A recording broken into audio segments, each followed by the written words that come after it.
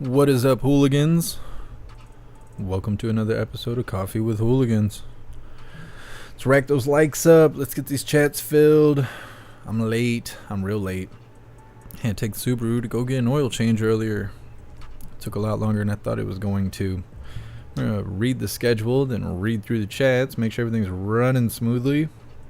I'm going to go ahead and get this started. Today we're going to be starting off with a video titled Let's Go Brandon Ban Triggers Lawsuit Against School. Of course, that's here in Michigan. Soft schools. They love Brandon. This next video is titled Hundreds of RVs Removed from Encampments. It's over, I think it's in Seattle, Washington, where they love homeless people. They love that stuff. Then we have a video titled Go Woke, Go Broke. Florida residents weigh in on DeSantis Disney feud. Of course, they had a lot of supporters for what DeSantis is doing, as well as Orange Eagle, but then they found a couple softies to talk to as well. We have a video titled Ingram, San Fran is ground zero for drugs. They sat out there for like 6 minutes and just observed drug addicts and stuff in San Francisco. I don't know, the place is a shithole. And then we will be wrapping things up, taking a little peek at a live that's live right now. It probably won't be live by the time we get to it, but those people in Hollywood are still on strike. Those TV and movie writers, so we'll see what they're up to by the time we get to it. Let's see.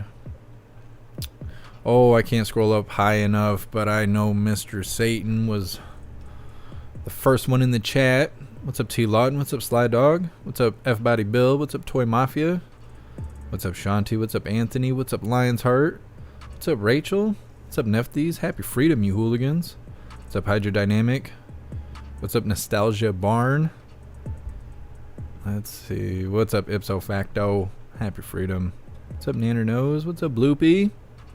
So, GBT. Let's see. Matthew, I'm getting there. I took the Subaru last week, maybe it was the week before, to get an oil change, and then they found out my sway bars were broken. So then I had to come back a couple days later. They installed the sway bars and joints and all the links and all that good stuff, but then they never changed the oil. So then I had to go back today, get the oil changed. It's no big deal. Good to get out of the house. I remember what it's like to, go outside and stuff. It's always good to try that every now and then. What's up, Fitzy? Appreciate you being here. I seen that, Matthew. I seen that. I can't show anything about that overseas stuff.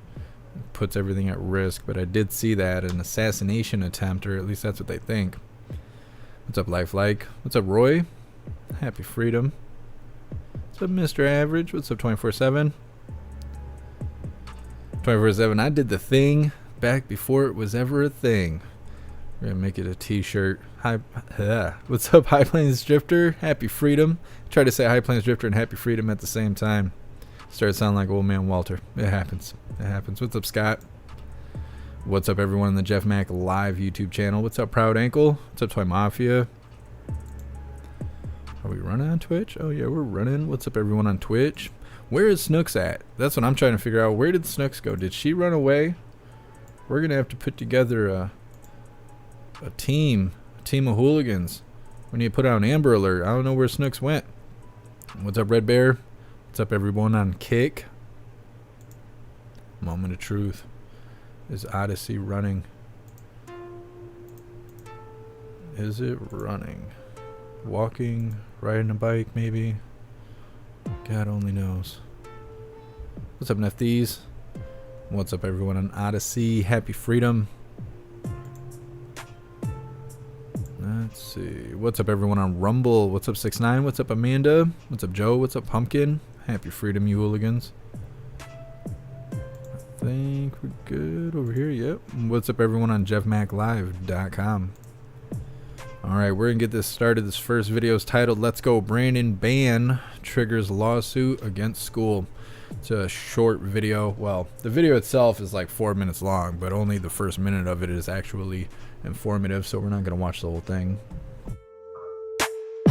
Two students in Michigan are taking legal action against their school district after it effectively banned them from wearing sweatshirts with the slogan, "Let's go Brandon." That phrase, of course, is a euphemistic insult to President Biden. The mother of those students filed suit last week after her sons were forced to remove the sweatshirts several times through the course of last year. The students say the school violated their First Amendment rights. Their lawyers say this: criticism of the president is core political speech protected by the First Amendment. Schools can't pick and choose which political beliefs students can express. A public school district cannot censor speech just because it might cause someone to think about a smear word. Harris, that's it. This is a thought crime. The school district says it's a vulgarity, but there's not an actual one in the phrase, so it's a thought crime that it alludes to that. Well, getting banned for wearing a t-shirt. When I was in school, we used to have to turn our shirts inside out and all kinds of stuff. People wear Budweiser shirts before they were all soft, and you'd make it through maybe first class or something like that, and then all of a sudden somebody'd catch you in the hallway and make you turn your shirt inside out. I don't see what's wrong with "Let's Go Brandon" though. Pretty soon they'll make it so you can't have an American flag on your shirt because it's offensive. It's too offensive to the soft-hearted. Think they've started installing those man ponds in the boys' bathrooms yet? I'm sure they have over in California or maybe New York. Softies. Big, soft, and stupid. That's how they like them. I don't know. They need to do something so everybody can homeschool their kids. I don't know. I feel kind of indifferent on that because a part of me thinks that kids would be better off if they were homeschooled. But then I see some of the adults walking around, and I'm wondering, would I want that person to be homeschooling children? And no, like 90% of the people I see wandering around in Walmart, I wouldn't want them educating children. So I don't know. It's a tough one. It's a tough one. Puts my brain into a pretzel. It's rough stuff. Hydrodynamic says we need a flag walk soon. I agree. If we could get to a point where it will stop snowing, I would love to schedule a flag walk. Just snowed yesterday. I don't know if we'll ever come out of it. Supposedly it's going to be 60 degrees tomorrow. It's 32 right now, so I mean, I don't know. I have it on the schedule though. We will be doing a flag walk as soon as we can get some warm weather over here. Let's see. Hydrodynamic. She's with me. She's sleeping. She's going to be mad when she gets here. Hydrodynamic. I'm going to tell her and she's going to be mad. Witchy. Lost modeler. Yeah, I don't know where she is. Normally she writes me like very first message I read of the day is from Snooks usually. Sending me videos and whatnot, helping me get set up for the live. There's nothing. She's just missing in action. Hopefully she's okay. 24/7 and APB on Snooks. Yeah, we're going to have to send out a search party. Scott, shooter in Atlanta hospital. I seen that. I don't have anything on the schedule because all the videos have police officers walking around with big scary AR-15s. I'm not allowed to show firearms on the live. But yes, there is an active shooter situation. What's up, Robert? Happy Freedom. What's up, Nuclear? And as did you mistreat her? You need to treat her better. Oh my god, now I'm in... What is this? Like hooligan mod counseling. We're going to have to go to counseling for our relationship. I don't know. I don't think I did anything to make her mad. She ran away. I don't know. Hydrodynamic. She's my computer girlfriend. Well, that's between y'all. That's your guys' business. Let's see. Yeah. Getting mad over "Let's Go Brandon." Silly schools. They should be worrying about kids learning how to read and do math and stuff because they can't do that. Let's see. Nostalgia. Whiskey and amnesia haze getting me through the day. It sounds like a plan. What is it, Wednesday? It's starting early. What time is it? Well, it's a little after 2, I suppose. Anything goes after 2. Let's see. Michael, Red Pill.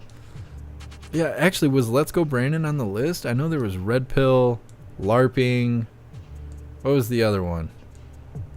I don't think "Let's Go Brandon" was on the list. They should have put that on the list. We'll have to let the FBI know they missed out. Oh, based. That's what it was. 24/7. I forgot. You're an extremist. You know what it is. The FBI watches us very closely, I'm sure. Hopefully they don't get bored. Let's see. Matthew, the Great Reset. The Great Dumb Down Lowering IQ Levels. Yeah, it's working. It is working. Oh, let's see. Michael, ever wonder where they stick the man ponds? Don't you stick it in your pee hole? Isn't that how you do it? Don't you just stretch it out? You just, right? Start with like some tweezers or something. Just gape that little thing. I'm not sure. I've never thought too hard about it. Let's see. Hydrodynamic, did you see the guy at Walmart wearing the Nazi symbol? I did not. I did not see that. Were they grifting? Were they trying to get some attention? Was it Candace Owens? I have not seen that video. Woodburger Farm. Come on, man. Actually, can I hit that from here? Come on, man. Oh, yeah. Oh, yeah. I wasn't sure. What's up, Annette? Happy freedom. Yes, Nooks is missing. I don't know where she's at. I don't know where she went. Nostalgia. Oh, it's 7 p.m. there? Well, I hope you had a good day. We're just kicking the day off over here. What's up, Blue Crow? Michael, I'm based. That's what I meant. That's what I meant. Not extremists. You guys aren't extremists. You're just based, and you're not LARPing. There's no red pills here. We got like 32 agents watching the chat real close, reading everybody's name, writing it down in their little book. Look at all these hooligans. Me and Edward were just talking the other day. I was like, I think it was about his tattoos. I can't remember, but I was saying something about being an extremist. He's like, if they think that we're extremists, they must think that we're like not good at it. If the hooligans are extremists, they're just not good at it. We're lazy. It's like that meme where the thing's like poking whatever with a stick, and it's like, come on, do something. That's how they look at us. They're like, you guys are lazy. For extremists, you guys are super lazy. Just laying around doing nothing. What's up, Mercy Brain? Happy freedom. Mr. Gnome, extremist? Gnome looks around whistling. I ain't seen one of those. What's up, F-Body Bill? Prostitute. I know, we might have to just watch the White House Press Briefing, just use the sound bites. Mr. Beansy Beans, he talks about it every day. Misses the sound bites. We're going to have to work that in. Let's see. Michael, no, they shove it up the old brown eye of theirs. See, I was wondering, but they're so, eager for the mutilation. I just figured they were just gaping out the front end there. It's making her loose. I don't exactly know. I'd Google it, but I don't want to see the images that probably exist out on the internet there. Hydrodynamic. What? I don't know what you're saying.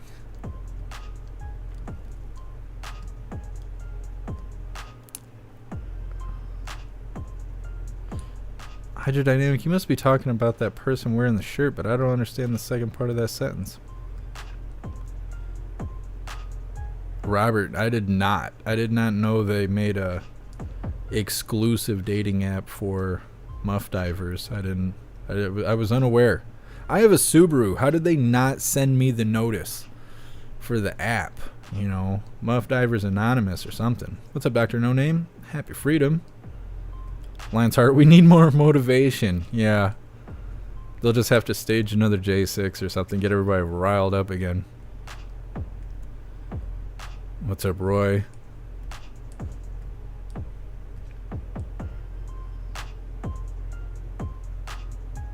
Oh, I see what you're saying, Hydrodynamic. No, it was some old dude and a customer says, I'm offended.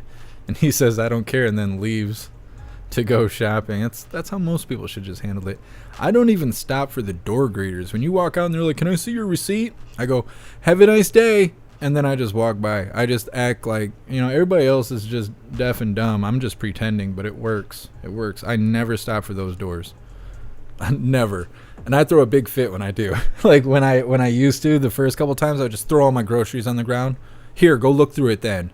Since you think I stole everything, think I stole the bags and everything. And they're like, well, I'm just doing my job. Yeah, that's what the Gestapo said. Get out of my face. Stupid door greeters. What's up, Cheeky Chops? Happy freedom. What's up, GQ? Oh, I was late too. We just got started. I was late. What's up, Dixie? Yep, there was a shooting. There is a active shooter in ATL right now. You are true. You're on the mark there. Let's see.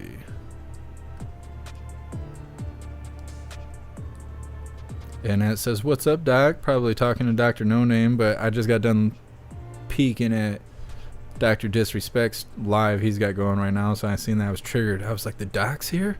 The 2-time? We got the 2-time in the chat? No, he's live all day.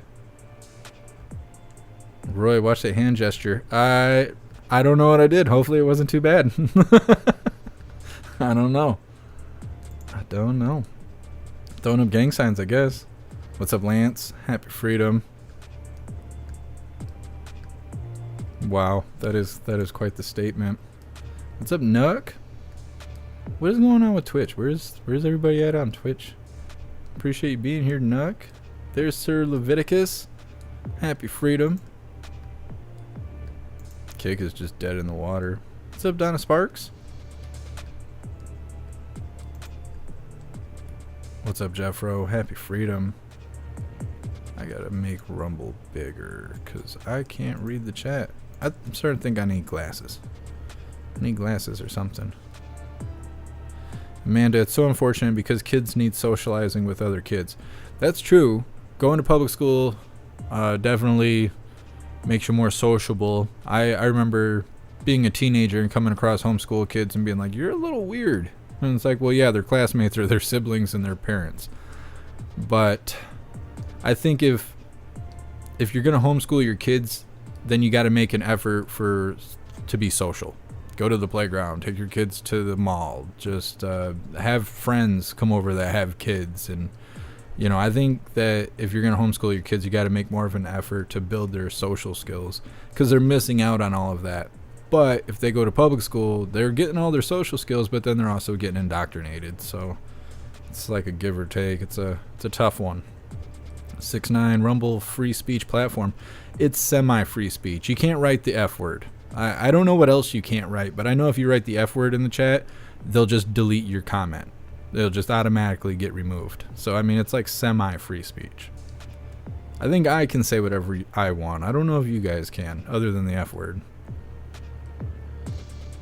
Let's see. Tam Tam.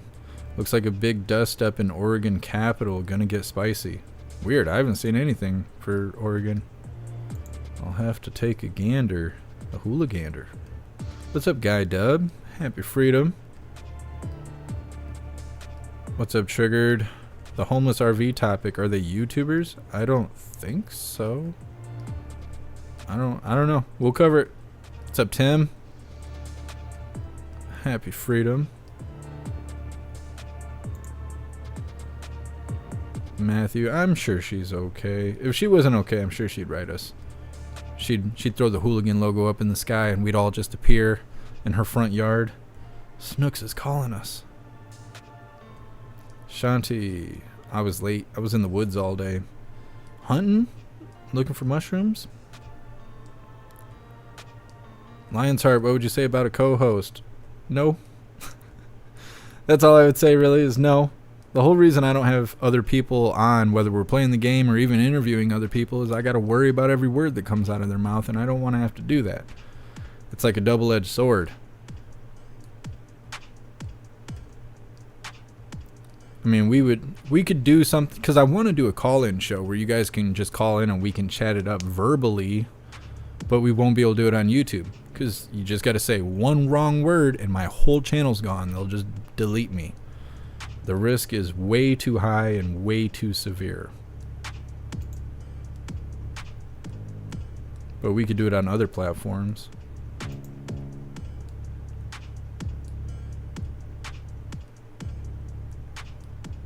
What's up, Smokezilla? Happy freedom. Jason, nothing positive anymore. Well, we try to keep things at least humorous. I don't know if we keep it positive, but we try to keep it humorous. Hydrodynamic, not those kind of mushrooms. I don't know. Maybe where you live, you might be able to find that.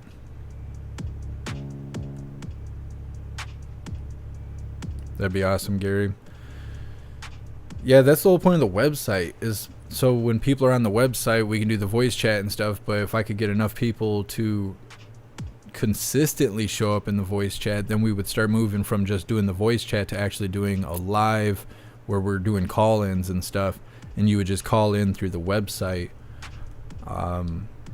We just wouldn't be able to do it on YouTube, because everything we talk about is like when we were doing the live voice chat on the website, like not during the live, but just over the weekends or whatever, everything we talk about would just get banned. Like almost every subject we talk about is not YouTube friendly. It's just the way it is. It's because we talk about things that are actually going on, and you're not allowed to talk about that. No, Kick is better than Rumble, by the way. I don't know. I can't tell because nobody will watch on Kick, so I can't even get it figured out.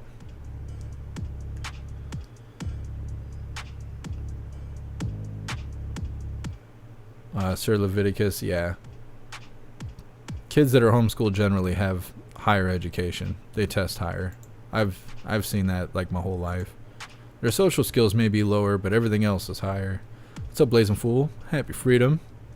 You guys, don't be worried about Snooks. I'm sure she's fine. If she wasn't fine, I really think she would let us know. I think it's the opposite of what you guys are thinking. If there was something going on, I fully believe she would tell us. Unless she was raided in the middle of the night for being an extremist, but I highly doubt that's what happened, because I still think she would let us know. She would send us an SOS text. Alright, we're going to cover this next video. It's titled Hundreds of RVs Removed from Encampment. Yeah, I've been into some of these homeless encampments with RVs, and the conditions are as bad as you can imagine. Makes sense why the outreach teams want to get people out of these RVs. But we've learned that even once these RVs are hauled away, the problems don't disappear. They were built to explore the open road, but this is the end of the journey for hundreds of RVs stacked up in a North Seattle tow yard. It's the ugly underbelly of the homeless crisis. That's what it is. Chuck Labertu is in charge here. Bacteria, rodents, black water, all of it. Who wants to live like that? Seattle City contracts with Chuck to haul away RVs after they're abandoned or residents are moved into housing from encampments. They're garbage. They're unsafe. Last week we had one that had 3 guys sleeping in it. The city estimates there are at least 320 RV encampments in Seattle. Until recently, 14 of those were here in the South Park neighborhood. So are people living in the RVs? This is where Governor Jay Inslee said encampments like this are a scourge on the state. It is inexcusable to accept Washington with homelessness of this dimension. RV camps have caused major issues in Seattle, including driving business owners like Thea Sand out of the city. We showed you when she closed her 114-year-old rug cleaning business due to issues with nearby RV encampments. Someone in an RV dumped their raw sewage into her loading bay. She said that was the last straw. And we're just tired. We're tired of fighting with it. Chuck says his lot is over capacity with more than 200 junk RVs right now, and he's been told to expect more over the next 3 weeks. These things are filled with needles. The single biggest fear I have is my guys getting stabbed. The red tape to get rid of RVs can mean months of delays. Some don't have VIN numbers on them, and Chuck has to try to find and contact owners before hauling them to a wrecking yard. So for now, they sit here. Well, I don't begrudge the city getting the crap out of there. What I'd like is a faster process. In the meantime, Chuck says thieves are breaking into his yard to get into the RVs and look for drugs. Now they come back and just smash windows.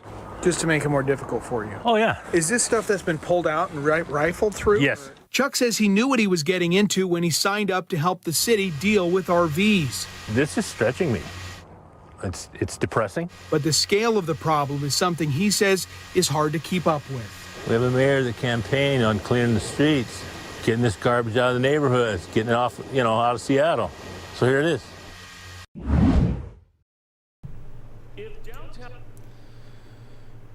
Well,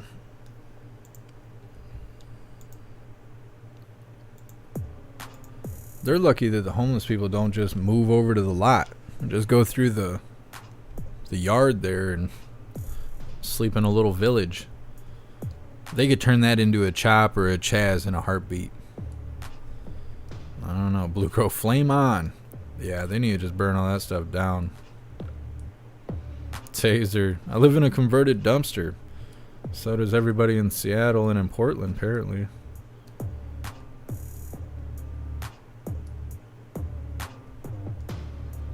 And that's sick. Yeah, I don't know. It's no good. It's no good. But they act like everything's fine. California, Oregon, Washington State, terrible homeless population. The homeless are like overrunning everything. We cover it almost every day. They have almost more rights than property owners. But all the politicians are like, no, it's fine. Just give them another $1,000 a month. It'll be good. It'll be good for them and their fentanyl addiction. What's a 454, Jeremiah? Patriot operator. I bought them all a one-way ticket to Mar-a-Lago. Could you imagine if there was homeless outside Mar-a-Lago? They would probably just arrest those people. That's what I was thinking. We have a video coming up. Let's see. Is it the next one? No. We have one talking about San Francisco, ground zero for drugs. And the reporter, I think it's a Fox reporter, is standing with an officer, and everyone around them, like within slapping range, is all drugged out. And the officer's just standing there like, yeah, look at all these people. They're all on drugs right now. Right now they're doing drugs right here in front of us. Like, how can you not stop somebody from doing drugs? How is that not disorderly? Being outside, face in your lap, you're all in a haze because you're all drugged out. How is that not disorderly conduct? I don't understand how officers can just stand there and watch it and then not arrest them. Like they're literally breaking the law. Cassandra, it's really bad in LA. I had to move to Orange County. Yeah, every day we cover something about homeless people. LA is one of the most common that we see. If they cared, they would do something, but they don't care. Let's see. Jeremiah, it's an engine. Oh, I don't know much about that stuff.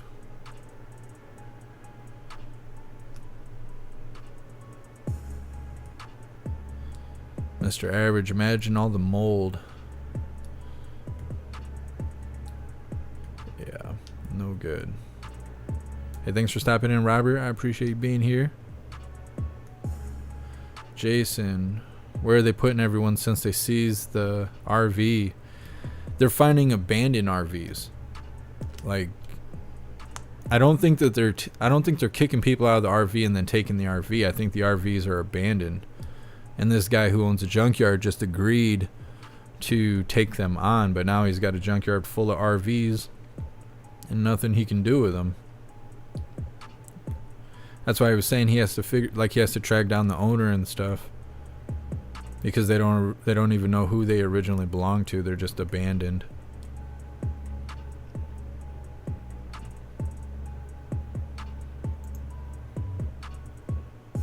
Scat Francisco.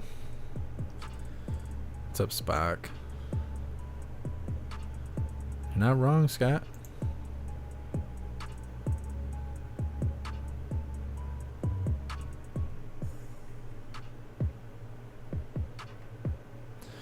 Roy, Newsom is sending the CHP and California National Guard to San Francisco.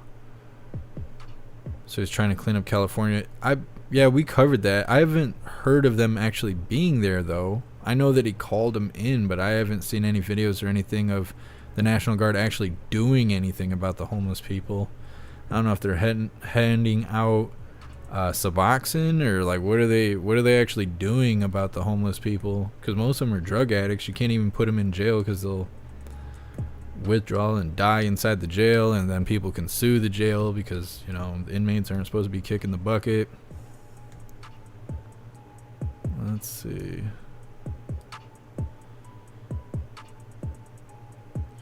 Kevin, put them to work digging ditches. You could be high as a kite and still dig a hole. That's true in certain situations. You'll see in this video we have coming up, half these people that are drugged out there literally like face in their lap, just folded up and ready to go. Folded like wet tissue paper.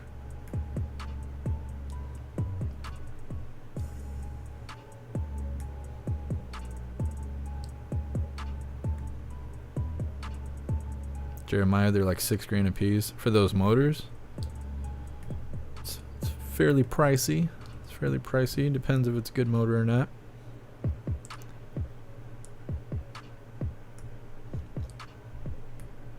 Yeah, crack shot, mentally ill and drug addicted. Yeah. Yep, they need a place to go. They need to just arrest them. That's what they need to do. They need to arrest those people for disorderly, because they're out in public and they're obviously disorderly if they're folded in half because they're drugged out, or if they're even using drugs in public, it's still disorderly. So they should arrest them, and then when they fail detox and they're dying in their cell, then send them to rehab where they have to get clean, and then kick them out of rehab, put them in a halfway house. They'll probably be on probation, or they should be on probation, where they'll have to report, and just screw their whole life up until they fix it. I mean, that's how it goes here. I don't know. I think the biggest reason we don't have homeless people in Michigan is because they wouldn't survive the cold. They wouldn't survive the winter. We'd have homeless people until like November, and then we would just have full morgues until May. Like, there wouldn't be homeless people here, but the police here, they will come get you for anything. For anything. You stand outside of a gas station too long, you're going to jail. That's how it goes. So I have a hard time understanding these big cities where there's people doing drugs and sleeping outside and popping tents and living in RVs, and everybody knows, including the police, and they don't do anything about it. That does not make any sense to me. There's like a whole system there that they could be introduced to that would prevent them from living happily outside doing drugs in somebody else's yard. There's already laws in place. They just need to enforce them. The Woking Dead. Soon humanity will be replaced by true woke AI progression. It's all fate. AI is pretty crazy. It is pretty crazy. I almost don't ask Google anything anymore. Every time I think about anything, I have a question about anything, I just ask the AI. Because when you ask Google, they just list articles and stuff that you got to read and analyze and search. But if you ask AI, it just gives you an answer. It may suggest things, but generally it just gives you an answer. So, hydrodynamic, a morgue. Maybe you can't hear it because of my Michigan accent. That's what it's called, right? A morgue. I don't know. It just probably sounds weird because of my Michigander accent. Let's see.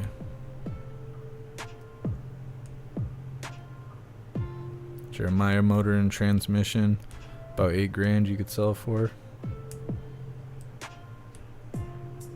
I was just talking with Dennis at the auto shop about transmissions and stuff. Apparently my stuff has to be serviced soon. Not necessarily my transmission, but the fluid and everything needs to be changed out. I'm at 120,000 miles. Got another 200,000 miles left on that Subaru.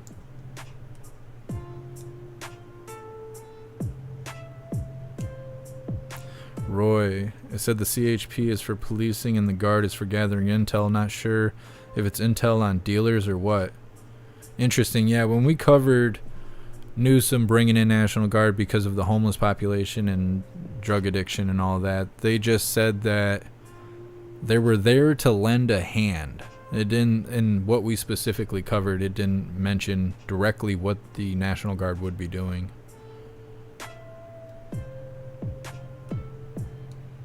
Kevin, I got the Maritimes accent. What is that? I'm gonna have to Google that.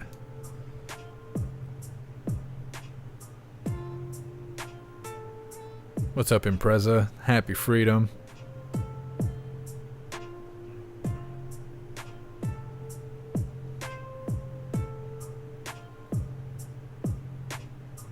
Mr. Average, I had to read that like 4 times to figure out what you were saying.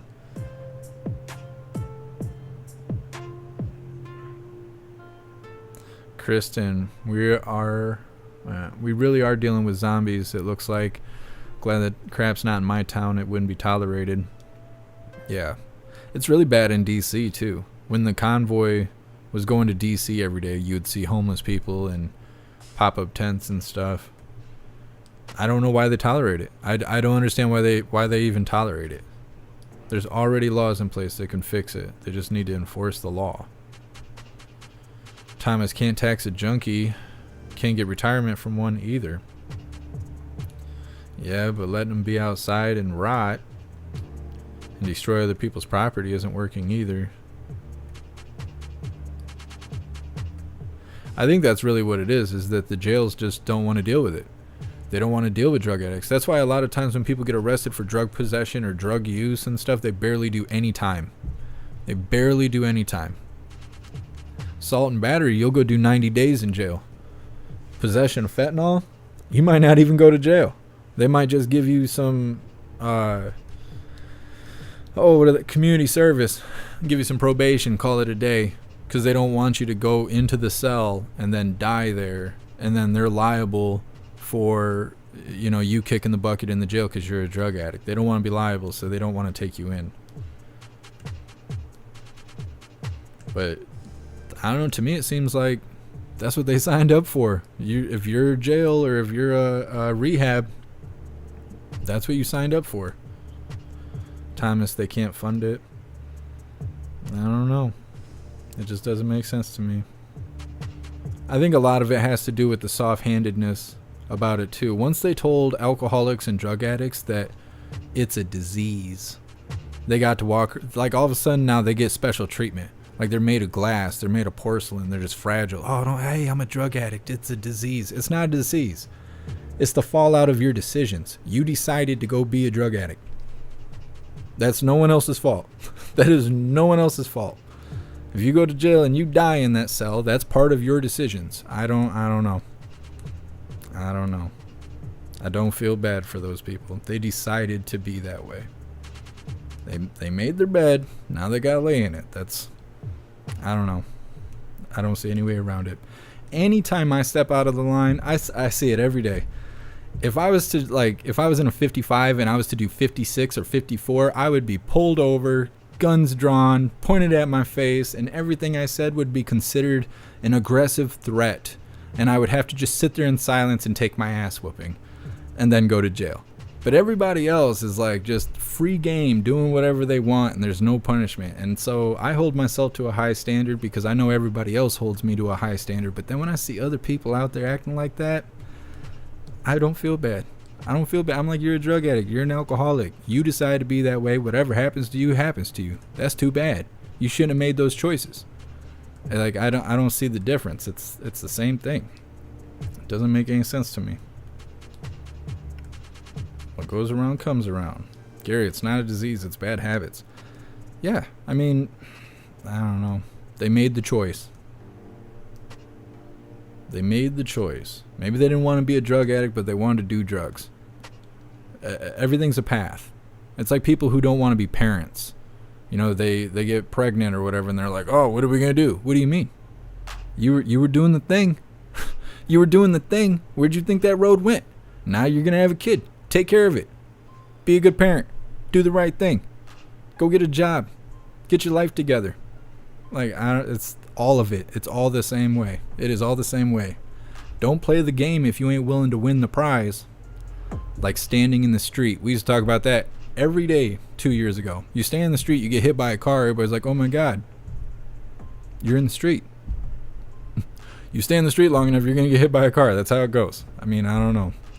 Whether they say stupid games, win stupid prizes, it's the same thing. You do drugs, you drink alcohol, you do the horizontal shuffle. There's prizes for those games. Just know what you're playing. Gary, you know, the thing. And criminals have more rights than the good guy. Yeah. It's true. It's true. Hydrodynamic, tell your girlfriend stop saying hi to me. What's up, Lewis? Oh, let's see.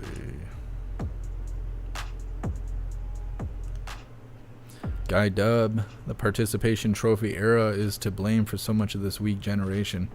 I agree. Everybody needs to be included. Don't hurt anyone's little poor feelings. You know there's going to be like a bounce back from this, because that's how we are. We just kind of shuffle to one side and boom, hit the wall, and then we start shuffling the other way. Right now we're super soft and really thoughtful of everyone's feelings and stuff, but I bet you in 10 years we're going to be so hardcore it's going to make South Park look like Barney. We're just going to be so hard on each other and just talking so vulgar and stuff as the bounce back from this soft era that we're in right now. I'm just waiting for it. I'm waiting for it. Who knows? Maybe I won't be around for it. You never know when it's your day. Kevin, I blame the damn Sasquatch. It's Sasquatch's fault. Now I can't even think of Sasquatch without thinking about Dr. Squatch. That stuff is awesome. If you don't have Dr. Squatch, you need to go get it. It's awesome. It's good stuff. I love it. It's good stuff. I want to have an affiliate link with them, but I couldn't figure it out.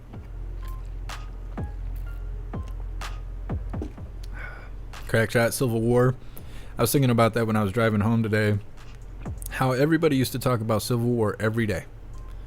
Every day in the chat. And be like, oh, Civil War is going to happen. We're going to be out there just shooting Antifa and blah, blah, blah. And now people don't ever talk about it. I think everybody's just eager to see what's going to happen next. Ray, can I identify as a homeless criminal property owner to get more rights? Possibly. I mean, I would identify as homeless if I could get an extra $1,000 a month, I think. I don't know. I don't really want free money, but $1,000 is $1,000. Let's see. Lance, as long as the inflation and debt keep skyrocketing, you can expect all the homelessness and drug issues to get worse. Absolutely. Absolutely. Proud Ankle, well, I appreciate you stopping in while you're working. What is going on here? I'm getting red lights over on Twitch. I don't know what's going on with that.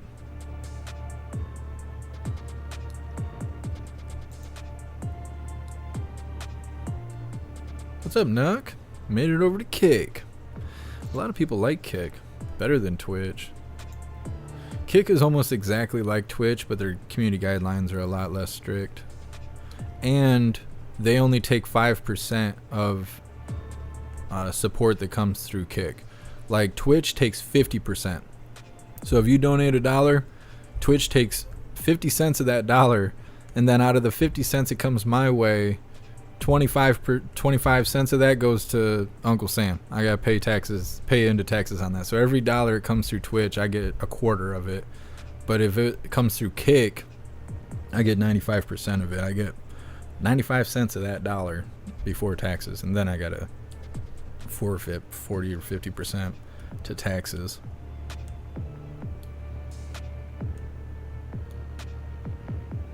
Jeffro, I say this is the Civil War in the form of an info war being what's being fought. Yeah, a lot of people say it's spiritual warfare and stuff right now too. Religious people and whatnot. I see that a lot actually. Definitely a fight between good and evil. Not just we the people versus politicians, but just individuals. Individuals. It is good versus evil.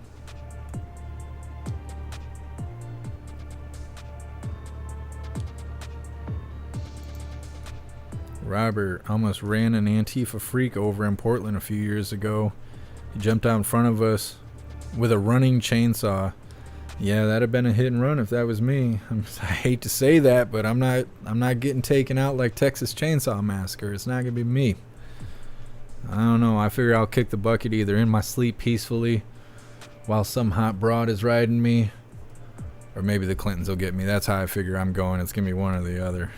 One of the three. That's what I'm guessing. I hope it's not on the toilet like Elvis, but you never know. You never know. If so, I'll make sure to take a selfie with a filter on for all of you hooligans. What's up, Foo? Appreciate you being here, Kung Fu. What's up, Salty Sabbath? Alright, I'm here. Can we start now? Yes, Salty Sabbath, we're getting started. Scott, we need a revolution, not a civil war. That's what I was saying before, and everything was really spicy. We need a reset, but not the one that the NWO wants. What's up, Cinderella? Happy freedom.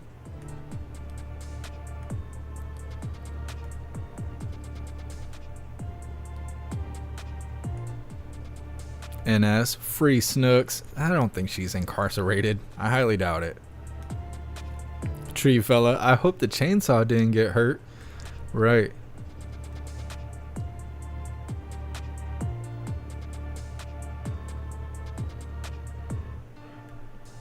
Hydrodynamic taxes in Texas. What's the difference? Your intentions. Bullseye. Death by Clinton is an honor. You guys need to write that on my tombstone. I don't want a tombstone. I want you guys to make a statue, but I don't want it to look like George Floyd. Don't do that to me.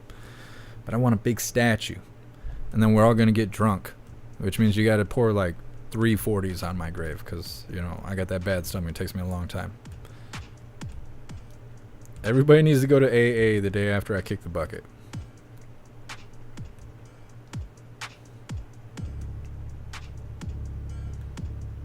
Ghost, don't get on the trains.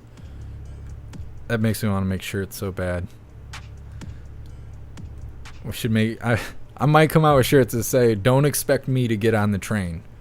Just so people know up front, you're going down fighting. Kevin, what's a SAR? What's up, Faberjay? I've seen all kinds of hooligans I ain't seen in a while.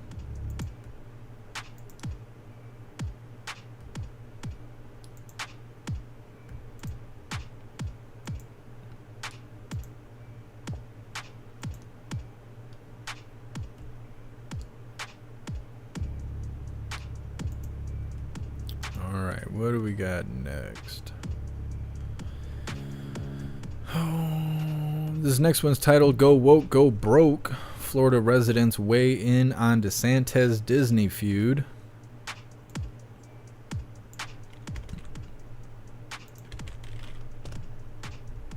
Florida lawmakers have... Blah, blah, blah, blah, blah.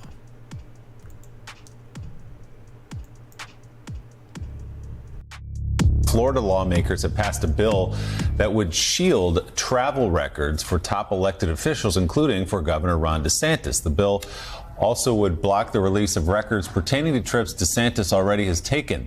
This comes amid questions about who is paying for the governor's recent national and international trips as he readies a run for the presidency. Meanwhile, what do Florida voters think about Governor DeSantis' fight with Disney? NBC News correspondent Dasha Burns is live in Orlando. Dasha, good morning. What did they tell you?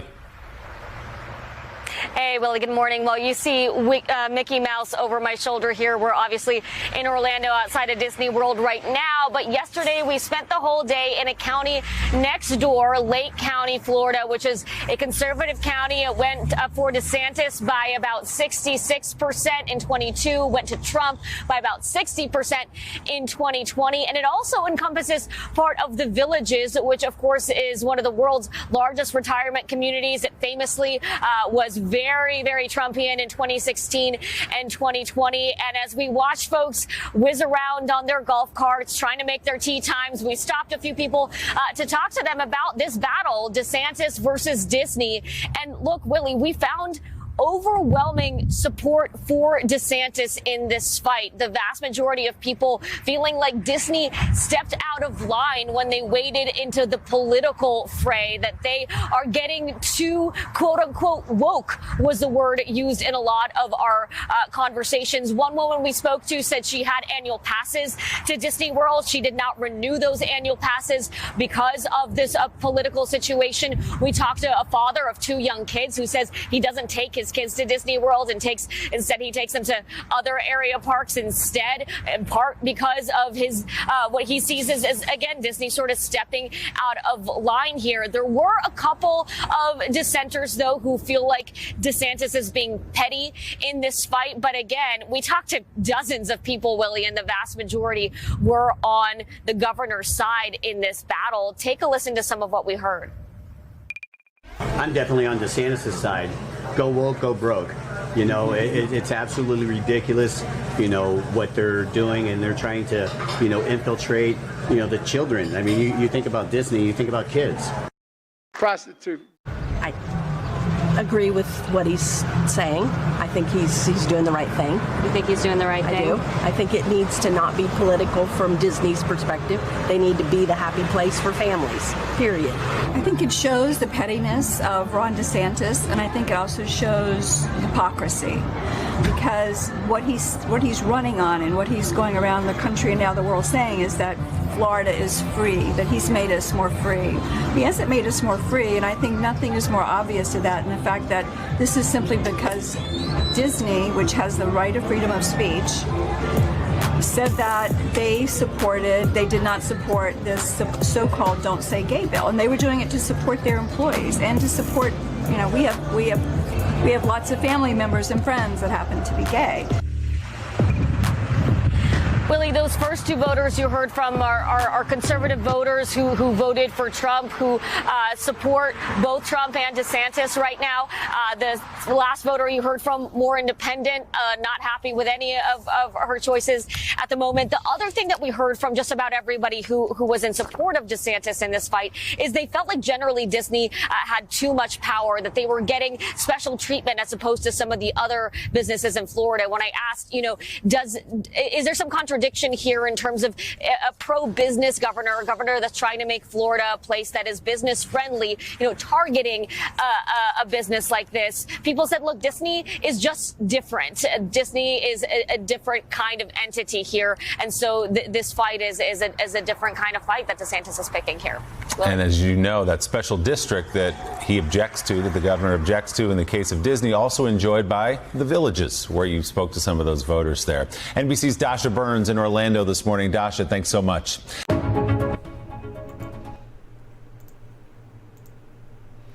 I like how they found that one liberal woman. She's like, he's being petty, blah, blah, blah. She didn't say anything that mattered. But they never do. Those softies never do.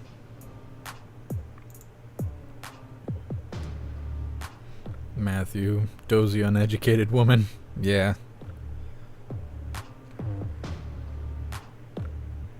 Matthew sounds like she's being throttled. Why are you guys talking about her breathing? I must not have had the volume up enough. Saying she sounded like she was suffocating when she was taking a breath. And as we need to see Klaus, Snook's disappearance is sus. Klaus Daniels was actually attacking my greenhouse this morning. I got dirt all over the floor. I need to go vacuum. He's sleeping right now. If he comes wandering by, I'll scoop him up.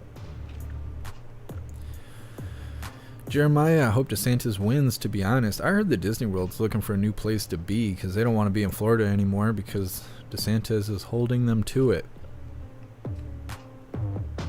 And Disney is a playland for predators. It's true. It's a huge hotspot. It's like one of the biggest hotspots in the world for human trafficking. LM, yeah, she just got on the camera for something to complain about.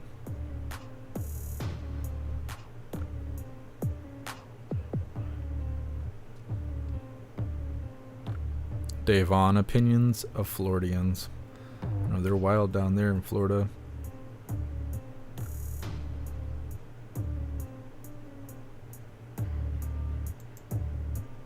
And the reporter got one liberal idiot. Yep.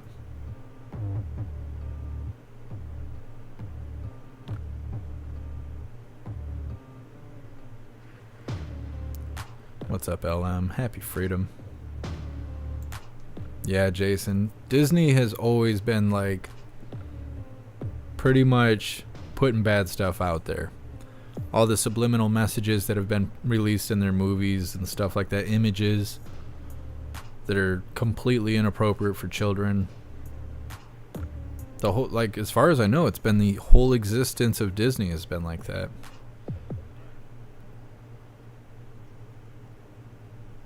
I think it's weird how everything is just falling apart, and I don't know if everybody feels this way or if I just feel this way, but I feel like everything we had when, I don't know, 20 years ago, 30 years ago that seemed really great is not great anymore. What's up, No Mandates? Happy freedom. I feel like you know, people used to really look up to celebrities. You used to just think the world of them. Like, oh, they're so-and-so. That's my favorite actor. That's my favorite musician. I love to see them in concert. I love to watch their movies. I love to do this, that, and the other. I wish I could be like that. And you don't hear that at all anymore. Now when you hear about celebrities, they're like, oh, did you hear he was on the flight list?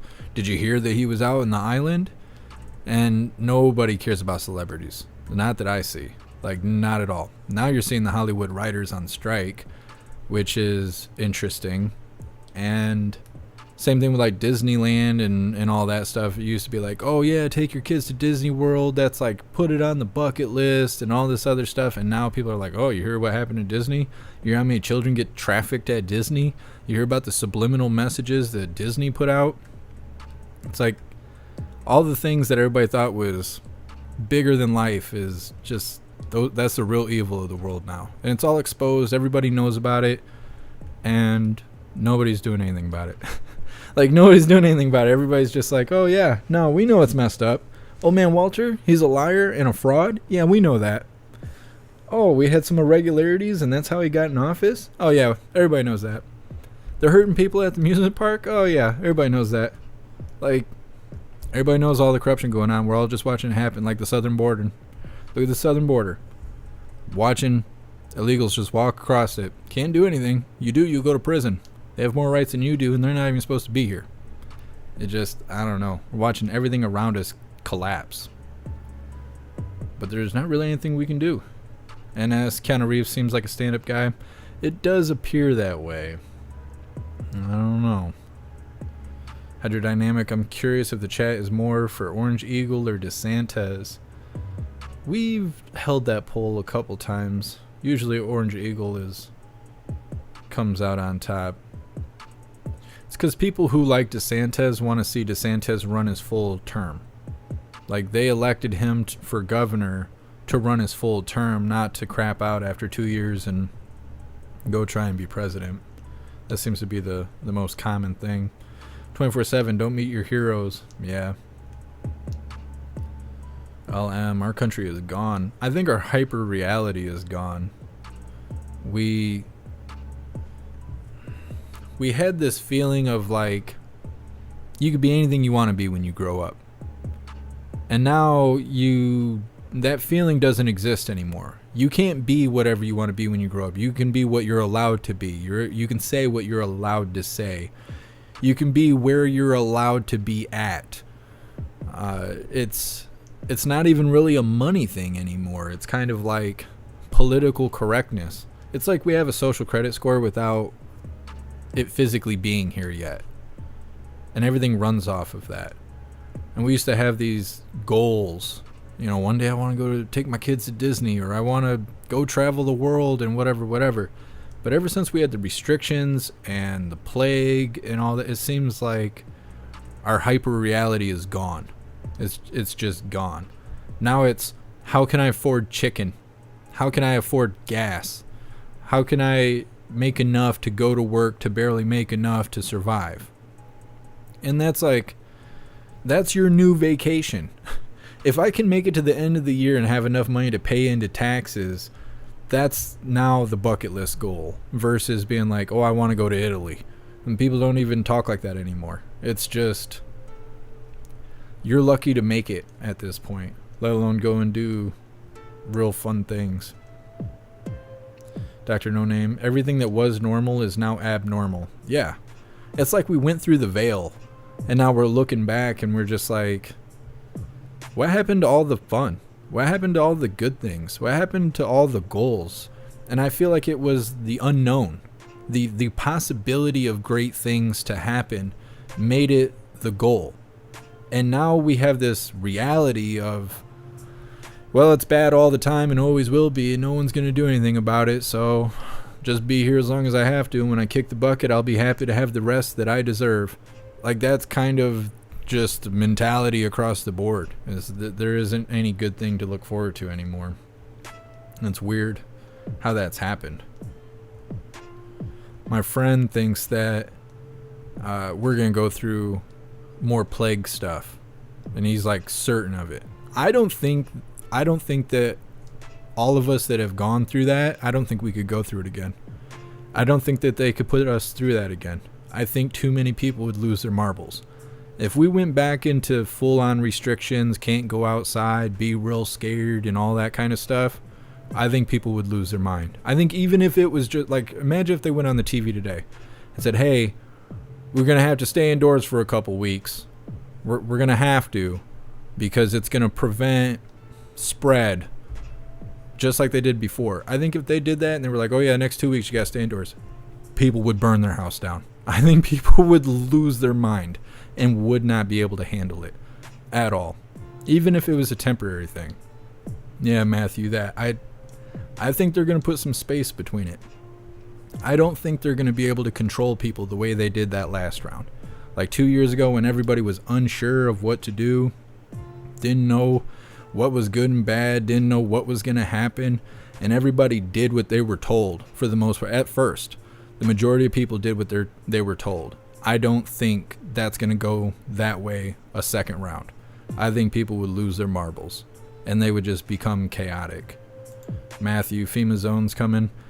I mean, they do still have that stuff listed for the green zones, and maybe that's what'll come next. They'll do they'll do more restrictions. People will lose their marbles. They'll enforce martial law. Then they'll put people in green zones because they're not doing what they're told. Because I don't know. I don't know if it's worth the trouble. I feel like they'll wait 20 years and do it again. When we're all too old to be radicalized and all the kids are too dumb to know any better. And then they'll put us through restrictions and we'll be like, oh, here we go again. And we'll just take it because we'll be old.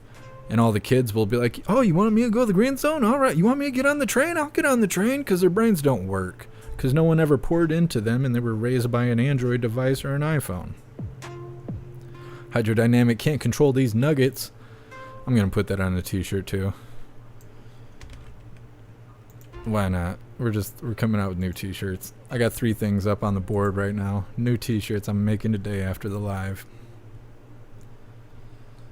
Drunken Spider. I wouldn't burn my house down, but someone else's? Maybe. I'm saying, if they put us through another round of restrictions, I don't think it's going to be just Antifa out there burning stuff down. I think it would be like full combat in the streets. I just don't think that people would take it. Dr. No Name, the plague ruined a lot. Also mentality. Yeah. I was at the gas station. There was 3 out of the 4 of us in the lobby of the gas station wearing compliance cloths. And I'm like, what are you even doing that for? What is that for? Because there's so much, it's all out in the open, that doesn't do anything. It hides your cracked teeth because you're doing drugs at your house and you just let your dental go to crap, and now nobody's wearing a compliance cloth but you, because you don't want to expose yourself for being an undercover drug addict.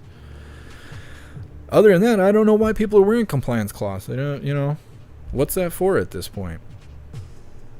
It just makes no sense. Hydrodynamic. Who do you call if you have a master debater accident?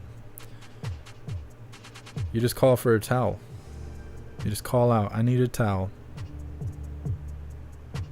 Kevin, I didn't listen the first time, so it makes no difference to me. Yeah, I don't know. I think people would lose their minds. I really do. What's up, Carolyn? Happy freedom. Flowers to hide big noses? I don't know. I just see soft and dumb people when I see that.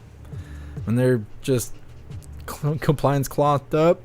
I'm just like, I don't know. Like, are you still drinking the Kool-Aid, or you got meth teeth, or, what's the deal? Kevin, to hide their lizard lips. I don't know what it is. It just freaks me out.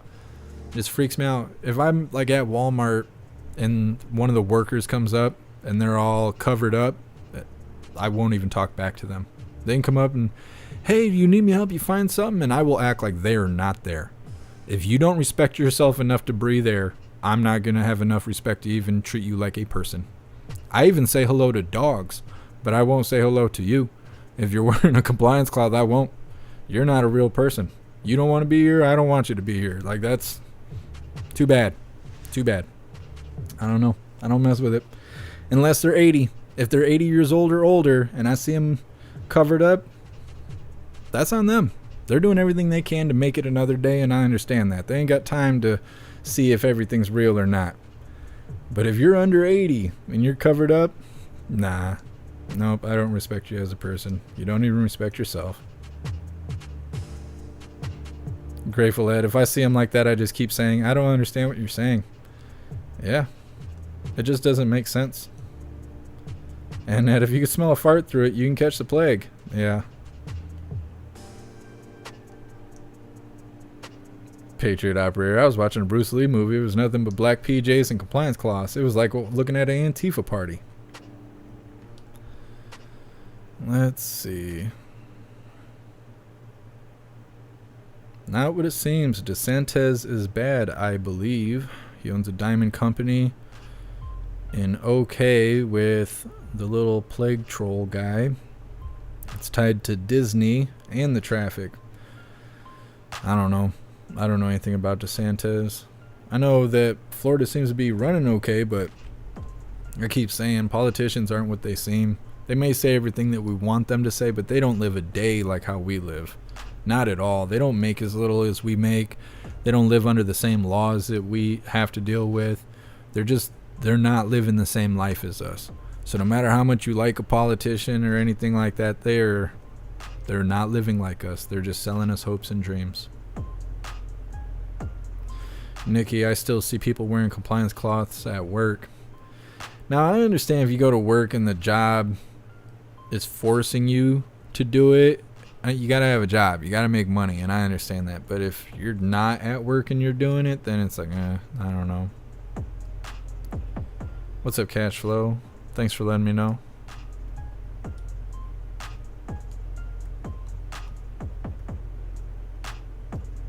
What's up, T. Lauden?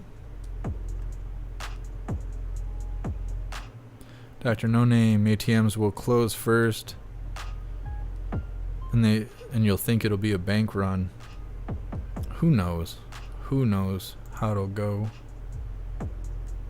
When I paid for my oil change earlier, Dennis was like, "Oh, you got a card?" And I was like, "It's been so long since I've had cash. I almost never have cash.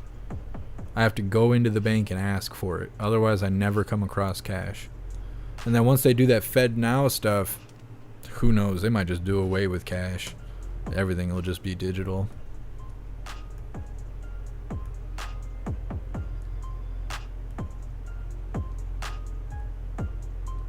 Interesting. Hydrodynamic. Did they get the guy? Is that all done with now? Is the active shooter situation over? What's up, Too Real? Happy freedom.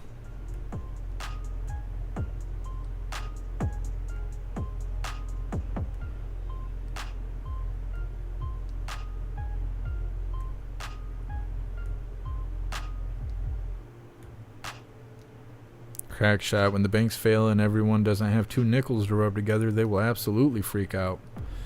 I agree. When we run out of food, we run out of water, or run out of the ability, food and money, not water. I don't know. I don't worry about water because I live near Lake Michigan. I'll always have water. You guys come hang out with me if you need some water. We got plenty. But yeah, people run out of food or money or the access to get either. That's when things get dangerous. Scared people are dangerous people. Heck yeah, Impreza, we gotta make punches in the face great again. Nikki, some of our customers, yeah. I don't know. People wearing compliance cloths, just, I don't know what they're hiding from at this point.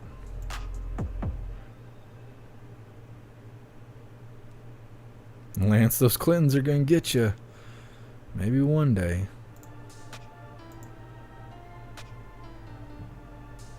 Screaming Eagle, get cash in your wallet. There's a lot of places here that won't even take cash. They won't even accept it. You can only pay with card. For a while, Walmart here wasn't even giving you your change back. If you paid in cash and it was like $1.95, you just gave them $2 and they kept your $2, and that was that. You weren't getting a nickel back. You were just too bad for you. It was like that for like a whole year. There just was no change. You were not given change back. I mean, and it was It was more than just coins. Like, if you bought something for $3 and you gave them a $5, they just handed you a receipt. They just kept your $2, and there was nothing you could do about it. And if you made a big deal about it, they would offer to give you a Walmart card. They give you a Walmart card with your $2 on it, and that was that. And if you didn't want that, that was too bad. That was your only option. Hawkeye, yeah, Walmart's trash. Patriot Polywog, they're lemmings under psychosis. Yeah. Yeah, I saw one today sitting there with a compliance cloth.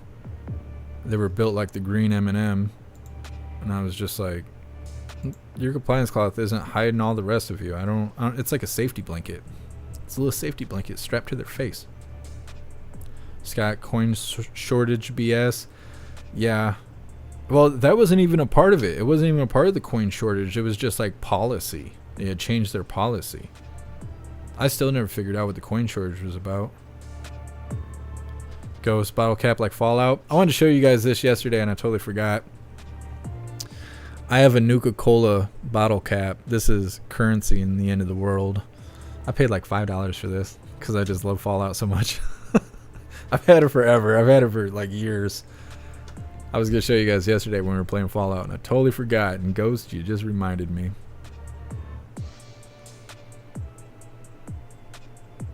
Crack shot, keep a stack of gold or silver in your safe, not cash. All I have is gold and silver jewelry. I don't have any ingots or anything like that. I'd like to get some, but I'd have to get it from somewhere official. Half that stuff on eBay and all that is fake. It's was it like plated copper and stuff, trying to sneak you on some stuff, trying to scam you.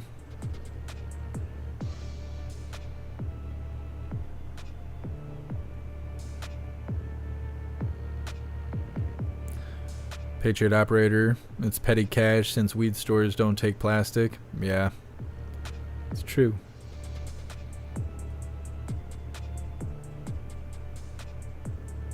Cash flow. The thing about gold and silver is if our money ends up not being worth anything, what is gold and silver going to be worth? I don't know. Other than being able to conduct electricity, I don't really know the value of it. That's all I ever think about. Because in music, when you're buying cables and stuff for your audio equipment, if you can get it with like gold plated or whatever, you'll have better connectivity than if it's not.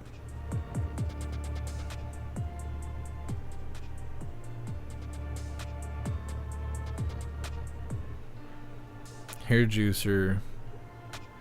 Is Goldbacks the like really thin gold dollars? I've seen videos on them, but I don't know anything about it, if that's what it is.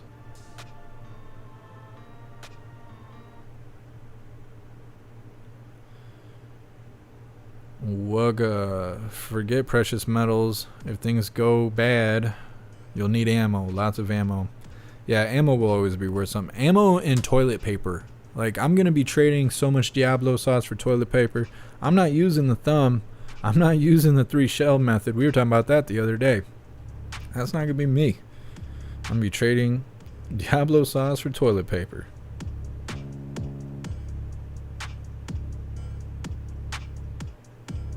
Lion's Heart. The change shortage was a test at the same time that they took over 90% of the change in circulation that had real silver in it. I figured something goofy was going on. Who knows what else they did? They had us locked in our houses forever. I thought one day we'd come outside and see like other cities built. I had no idea what they were doing out there.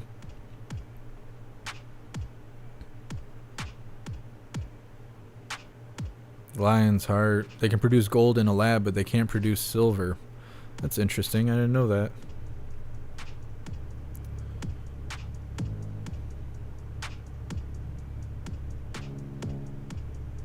Matthew, I want to try the sauce. Just gotta go to Taco Bell. Read the dates on them. Like, just go inside so you can get your own sauce, because otherwise they'll just throw you out, whatever came in the box that day. If you go inside, just grab a whole handful of sauce and then check the dates. I literally separate them by dates, and the older they are, the hotter they are. I got like a whole science behind it.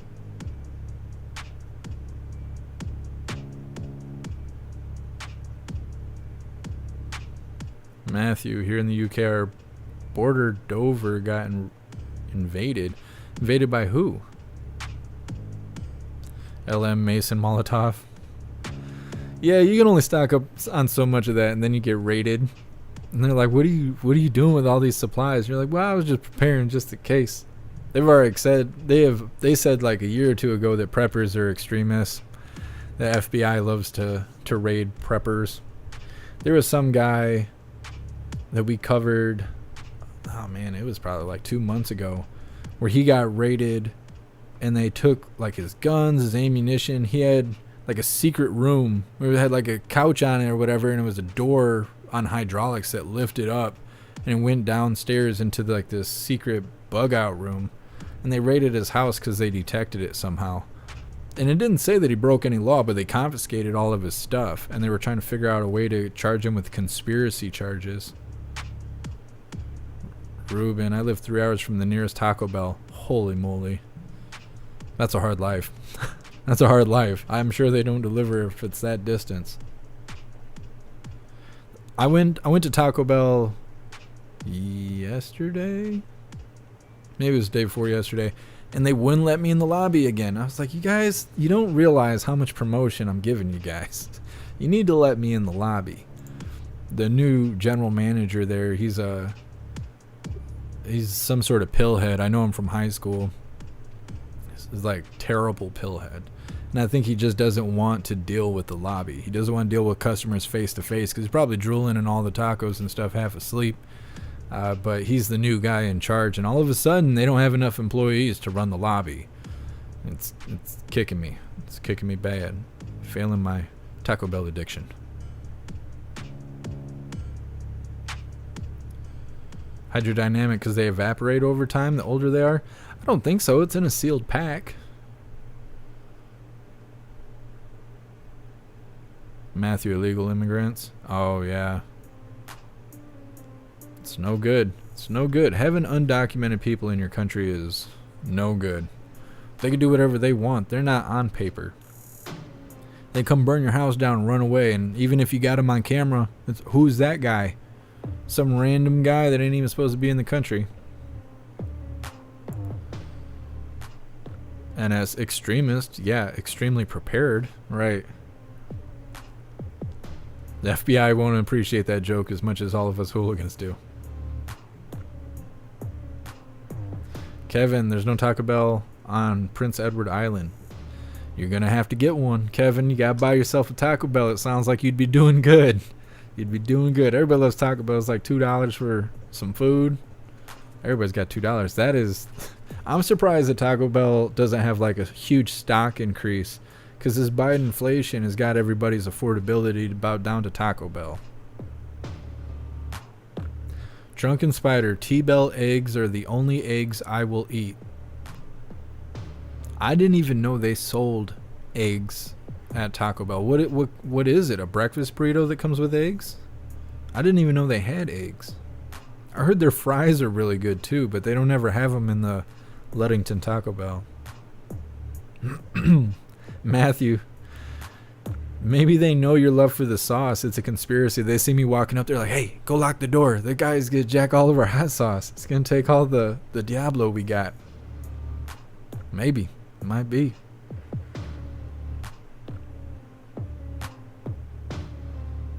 LM, if you ever see a taco queso, eat there. It's good. I'll have to check it out. I like going to taco places. Taco Bell needs to sell margaritas. That's what they need to do. They need margaritas there. Scott, are you in Holland? I'm not in Holland.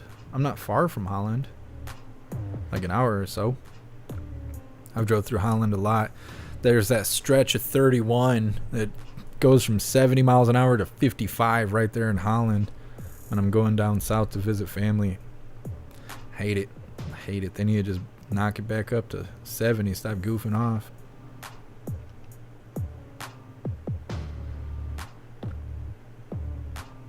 California lockdown, everything becomes currency. What do you got? Kind of like prison. Yeah.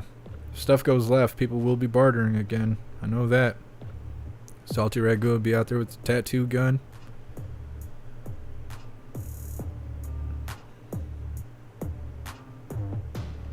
Wobbly. Taco Bell's way too bougie for me. What? I eat the same thing every time I go there. I'm very much like that. I'll go to a restaurant I've never been to, and I'll order something off the menu that sounds good. And if it is good, I will never try anything else. I will go to that restaurant as if that is the only menu on the item, and I'll just get that one thing for years. I will do it for years. I don't know if I'm autistic or what. Something special about me, but I don't get sick of it.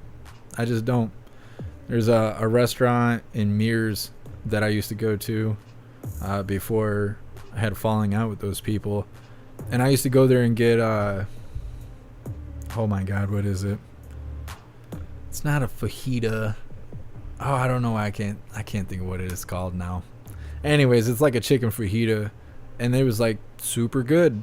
And so then I went there 3 times a week for like a year and a half, and that's all I got. I never got anything else. I'd get that and a coffee, and that's it. That's how I get down. I just find something I like and I stick to it. What's up, Joshua? Happy freedom. What's up, Finn?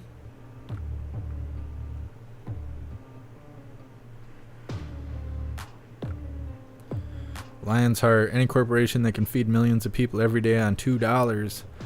I would wonder what I was eating, considering the beef industry inflation has beef price 27% higher. Yeah, they're just ex-employees and ex-FBI agents. They're just ground them up and put them in the tacos. It's fine. I mean, it's not... You can't taste anything once you get the Diable in you anyways. Everything... Diable plus anything just equals thick Diable. That's how the science goes behind that. Let's see. NS, I was charged $2 for a McDonald's hash brown last week. I remember when they were like 50 cents. I can't afford to eat at McDonald's. The last time I went to McDonald's, I think it was $35, and I was eating by myself. And I was like, I can't afford to do this. It's like going to a fancy restaurant now. Scott, Holland has cool lighthouse. I haven't been to the lighthouse in Holland. There's one in Ludington that I've been like walking out to since I was a young lad. I used to ride my bike out there. You can't do that now. Now it's like a $250 ticket. The Coast Guard catch you jumping your bike off the break wall into Lake Michigan. It's a big deal. It wasn't when I was younger. We'd all skip school, go run to the end of the break wall there and dive off into Lake Michigan. You can die doing that stuff though, but we were young and dumb and didn't care. Yeah, Matthew, $35 at McDonald's. It's just too much. I can't afford that kind of stuff. I'm not living that life. Let's see.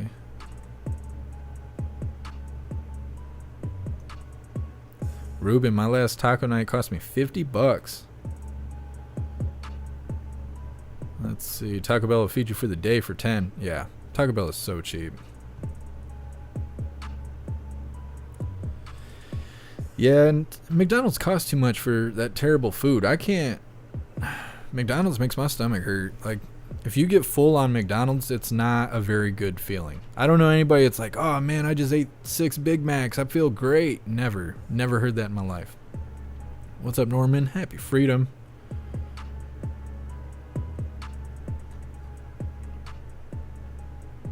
T. Lawton, I can eat 5 Big Macs.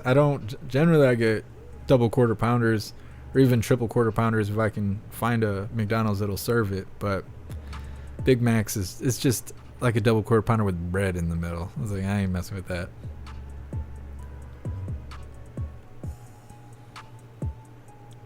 Too real. Remember on the movie Demolition Man, after all the wars and riots, Taco Bell was the only franchise that survived? I forgot about that. That's hilarious. We really are. We're moving into the Demolition Man time. It wasn't a movie, it was a prophecy. Sounds like a plan, Scott. That would be awesome. Mr. Dog, what do you eat that costs $35? I'm trying to think. Generally, I'll get like 2 double quarter pounders, large everything, fries, drink. But sometimes I'll get like 3 or 4 McChickens and then 2 or 3 McDoubles. I can put food down. Like, I can put food down. I don't know. I can do that. I can put a whole large pizza down. I can like make a whole thing of sloppy joes and just consume it. I can sit there and eat a pound and a quarter of burger like no big deal. I don't know. I love eating food. Ghost, McDonald's food doesn't mold. Nope. It doesn't. Adrian, lots of movies turn out to be prophecies. It seems that way. Kevin, I miss Burger King's 2 furs, 2 Junior Whoppers, 2 fries, $4. That sounds like a good deal. I can't eat Burger King. Something about their seasoning just makes my stomach like lava. And it doesn't even matter. It's like burgers, chicken sandwiches, chicken nuggets, any of that. Just the seasoning they put on it just wrecks me. And I don't know why. And no, I like double quarter pounders. It's the Big Macs I don't really like. Jeremiah, you made me hungry now. Thanks. Yeah, I'm sitting here hungry too. Just talking about my dreams. I wish I could get some Taco Bell.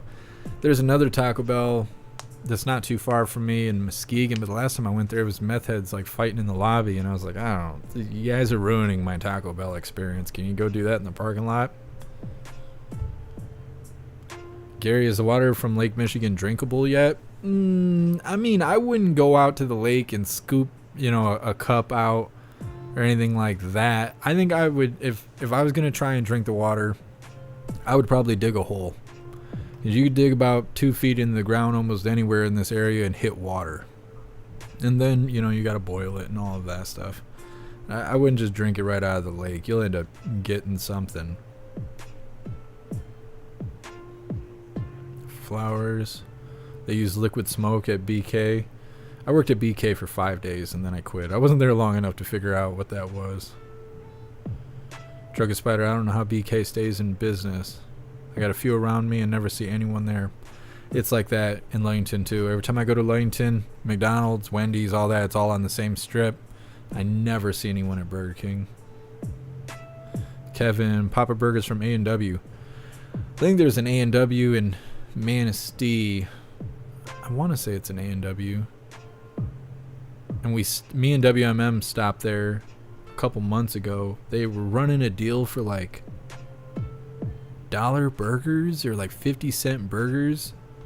And we spent $16. Like, they brought us a tray of burgers. And I was like so happy. I was so happy. I love burgers. I was like all about it. And they were okay. I mean, it wasn't great. It was okay. Chosen One. My last Big Mac had 2 wafer-thin beef patties. Yeah, see, that's trash. And then they stick all that bread in the middle and act like they're serving you a sandwich. And they're just faking you out with the bread.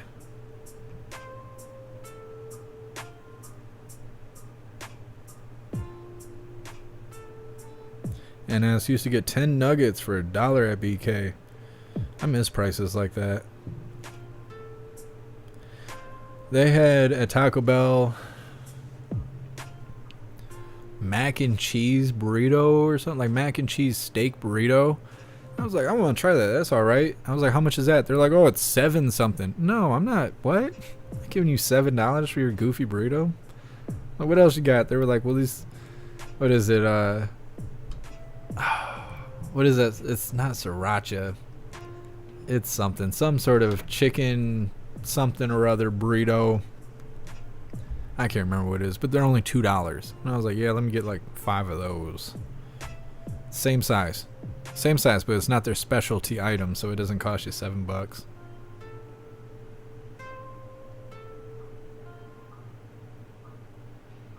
Yeah, Firmus. Little thin burger patties. It ain't worth it. It ain't worth it. Every once in a while we go to Culver's. Culver's has awesome food. It's a little expensive, but it's good stuff. LM. I've never had Whataburger. I've never had Chick-fil-A. There's a couple places like that. In-N-Out. Never had any of that stuff. I don't even know if they have it in Michigan. I know they don't have it anywhere near me. No, and it's not Tapatio. I can't remember what it is. Now I want to look it up because it's my jam. I get it all the time.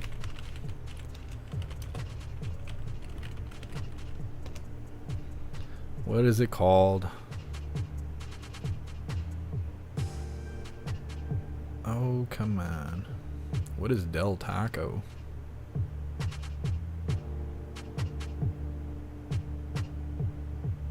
So the only thing I don't like about this Brave browser is it doesn't show me what I'm looking for. I have to like really dig for it. Where on Chrome, it's like the first 3 things you see is what you're looking for. It's called the Chipotle Ranch Grilled Chicken Burrito. And it is awesome. It is awesome. I eat 4 or 5 of those every time I go. And they're only like $2. It's like $2 a piece. Yeah, Tim, you got it. Chicken Chipotle burrito. I can't remember what sauce I was saying before. It's whatever. Sriracha. That's what I was thinking. I was like, I know it's not sriracha. Kevin, you ever try baked onion? No. Not that way. Cook it like a baked potato, leave the skin on it. No, I've never had that. I've had onion petals, like breaded onion petals, or breaded cauliflower, or breaded zucchini, but I've never had just a baked onion.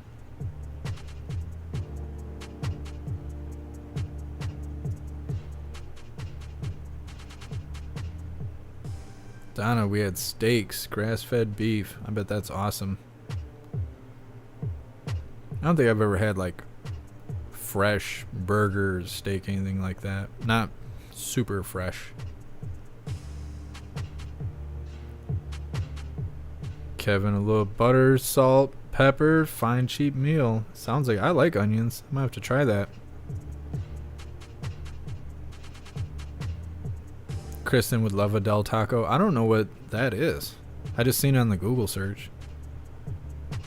Patriot Operator, Del Taco is good and cheap. The McDonald's of taco places. Interesting. I might have to try that. T-Law, and I wasn't impressed with Whataburger. I've heard a couple people say that.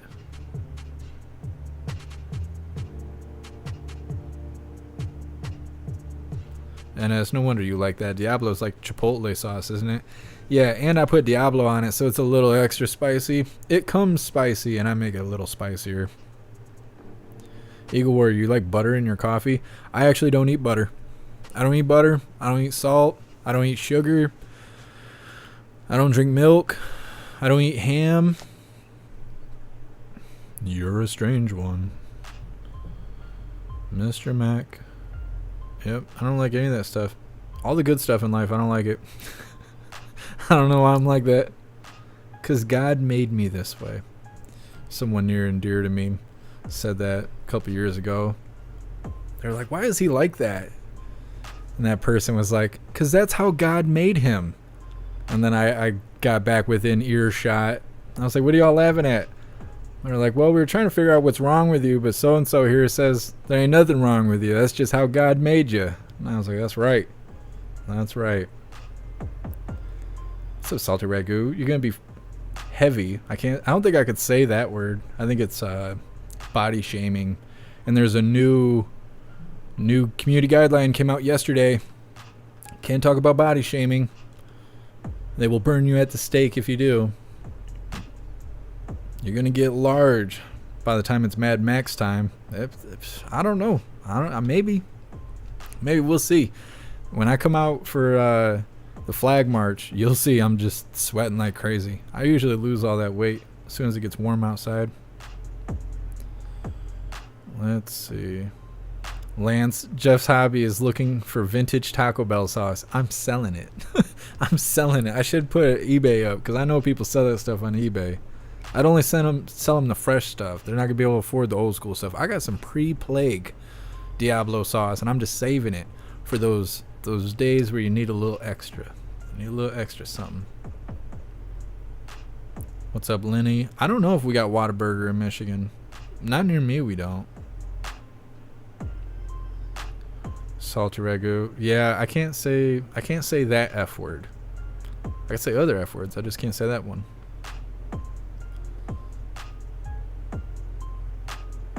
What's up, Orange? Livid review. Yeah, you knew what I was talking about. Little Chipotle.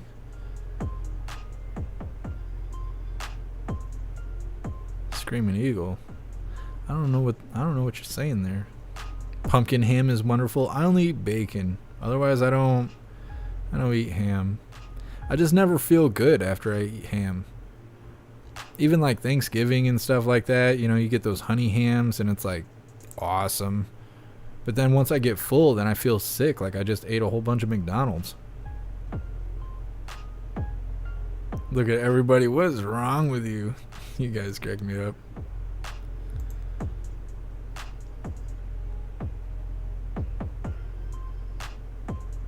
Daniel, Five Guys. Yeah, Five Guys is pretty good. I had the first time, well, I've only had it once, and I was in Novi, out near Detroit. Mike, I heard it was Burger King that puts mealworms in the beef. I also heard they own a bunch of worm farms. Probably. Ghost, what do you eat other than Taco Bell? Not much. Not much. No, I honestly don't go to Taco Bell that often. I generally every week, unless I'm hurting. If I'm hurting, then I'm eating ramen noodles and canned food, like until I come out of that situation.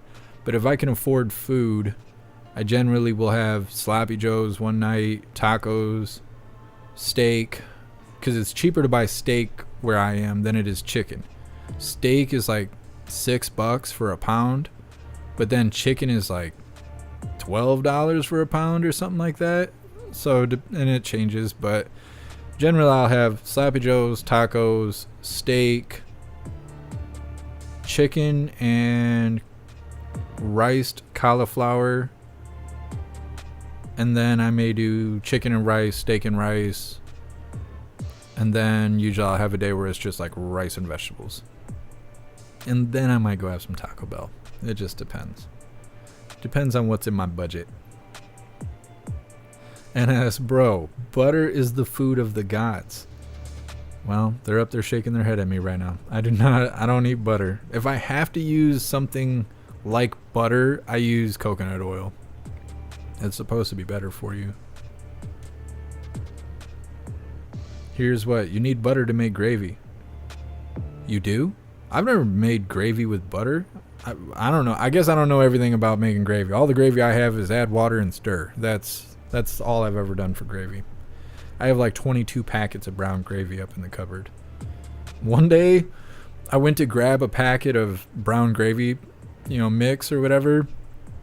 And it's cheap, it's, I don't know, 12 cents or something. I just grabbed the whole box full of packets and was just like, I'll just buy the whole box. So now I got a ton of them. Drunken Spider, is Lizzo running from the YouTube terms of service now? Only if you describe her as a person. Let's see. Donna, yeah, I've never been to a pig roast or anything like that.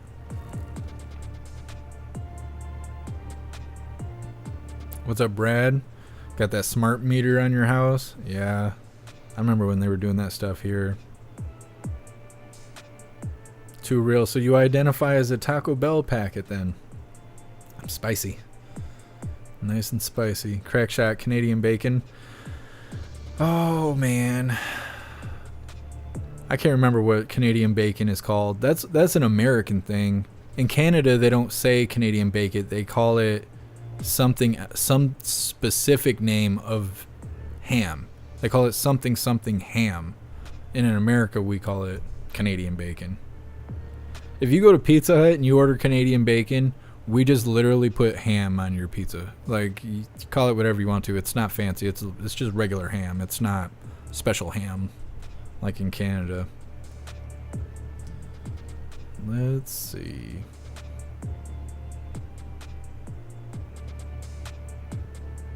Witchy, cauliflower mashed potatoes.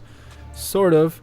It's ground up cauliflower, like it's almost like rice, but it's not rice. It's made out of cauliflower. You can also get it with sweet potato. You can get it in zucchini rings.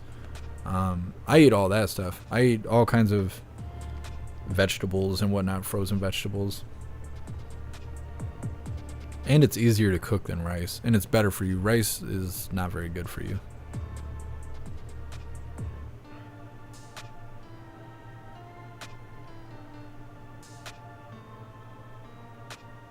Donna, people need to shop and support local. A lot of places don't even have small outlets like that anymore. I'm not too far from a smaller grocery store. It's the nonsense that makes me not want to shop there, though. There's so many times where I buy stuff and then I get home and it's moldy, or something's wrong with it, and then I go back and I get a refund and I grab another one off the shelf and then that one's moldy too, and I'm like, yo, you need to take this stuff down. Like, I'll call them and be like, yo, this is the second time I came home today, you guys sold me moldy stuff. I'm like, you need to take it off the shelf. They're like, no, but you can bring it back if you want. We're not going to take it off the shelf because some people will buy it. I'm like, oh, okay, so you're just selling people moldy food because you may get a few customers that won't bring it back and they won't ask for a refund, so you're just selling them bad food on purpose. I don't like that. But they can't afford to have the waste, so they're more willing to scam their customers to try and make a couple bucks off of them than to count their losses. Whereas Walmart's big enough to count their losses. They'll say, oh, okay, you got to change everything out by the date. If we still got it and it's past expiration date, just throw it away. But the smaller local places won't do that. They'll just sell you moldy food and make a couple bucks off of you. And because of that treatment and that lack of integrity, that's why I don't buy from the local places. You need to support local places, but they need to have integrity if they want customers. Kristen, Kerrygold butter you will love. I don't know, I'm just not big on butter. Drunken Spider, what about can of butter? Yeah, I'm big on that. I've made so much of that. I used to run huge grow rooms before I became a live streamer and before I lived in this little baby apartment. I used to live quite a different life than I live now. You think can of butter is good? Mix cannabis with honey. Do that and then come holler at me, because you can put honey on everything. You can just take you can take a packet and fill it with honey and then go out and about, be walking the break wall, sucking on like a honey popsicle or whatever, and just be chilled out. It's the good stuff. Ghost, don't come down south. We put butter on everything. I'm not prejudiced against butter. I don't opt in for butter. Like, if I have mashed potatoes and you hand me the plate of mashed potatoes, but you didn't put butter on it, I'm not putting butter on it either. But if you did put butter on it, I'm still gonna eat it. I don't add to it. If it comes with butter, I'm gonna eat it, but I'm not gonna put butter on it if I have a choice. Scott, butter lubricates your arteries. Is that what happens? Is that how it works? Kevin, you can make your own butter. Nah. Yeah, if it doesn't have weed in it, I'm not messing with it.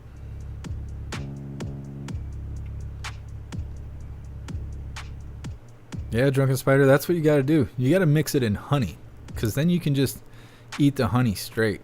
I'm telling you, I know all kinds of recipes. I've made candy and cookies and everything. Everything. I can't cook, but I can bake stuff. I'm pretty good at it. NS, have you ever shot one of those Michigan feral pigs? I bet they're tasty. I have never heard of Michigan having feral pigs. I've never been in the woods and heard like squealing off in the distance, mysterious music playing in the background, a mist and fog rolls in. I've never ever have I ever experienced that. I didn't know. Now I kind of want to go. I mean, I try not to travel too far into the Manistee National Forest because of the dog man. The Michigan dog man will get you, and I got enough problems. But wild pigs, that's something. I'm gonna have to look into that. LM, rice equals diabetes. Yeah, rice is not good for you, contrary to popular belief. That's why I like riced vegetables. You can make the same kind of meals, but obviously it's better for you to have vegetables than rice. Gary, a Spam sandwich? I've never ate Spam. I'm not eating people unless I cook it myself. Donna, we all need mom and pop stores. Yeah, but a lot of that stuff's dead. That's why a lot of people don't want Walmarts in their town, is because it kills off all the small stores. Donna, Amish country stores is great. Shop there. Every 2 weeks? Yeah, we have Amish stores near us. LM, I use unsalted butter. Yeah. If you're making can of butter. Widgie 12. Anyone remember liverwurst? I've only heard of that on TV. I've never seen that in person. Mike, edibles do 0 for me. I don't know. I used to make banana bread, and then you would take the can of butter and the infused banana bread, and you put the butter on the banana bread, so you got a doubly thing going on. You'd be sleeping on my couch for 8 hours like this. I don't know. You get to the point where you're like falling asleep on the pause menu. You're playing the game, and you set the controller down for the loading screen, and then you lift your head up, and it's dark outside, and you don't know what happened. Yes, I used to make the stuff a little too strong.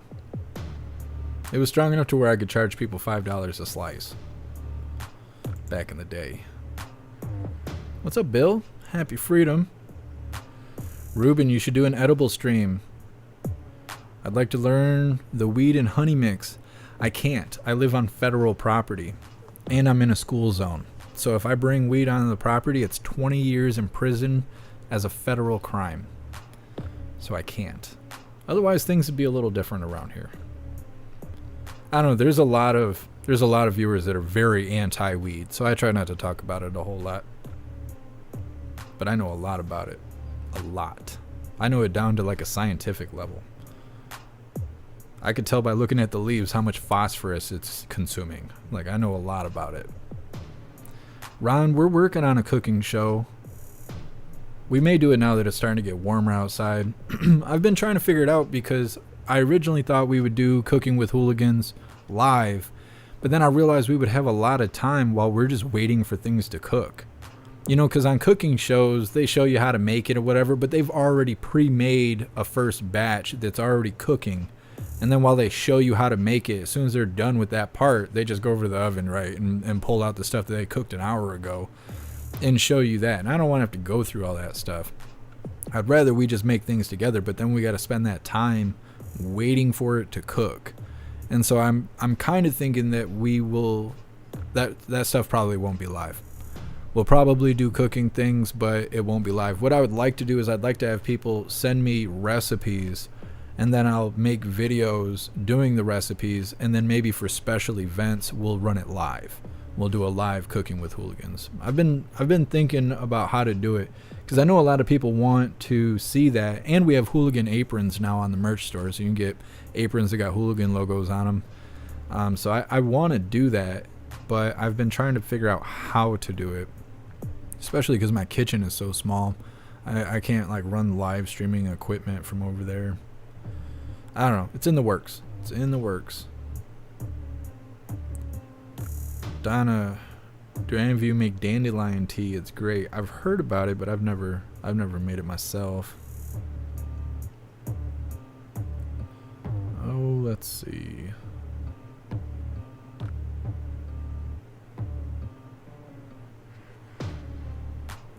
Kevin, that dogman stuff is no joke. Why do you think people disappear in the forest? God only knows. I mean, they made a song about it. It was just lore, but now they have the Dogman song.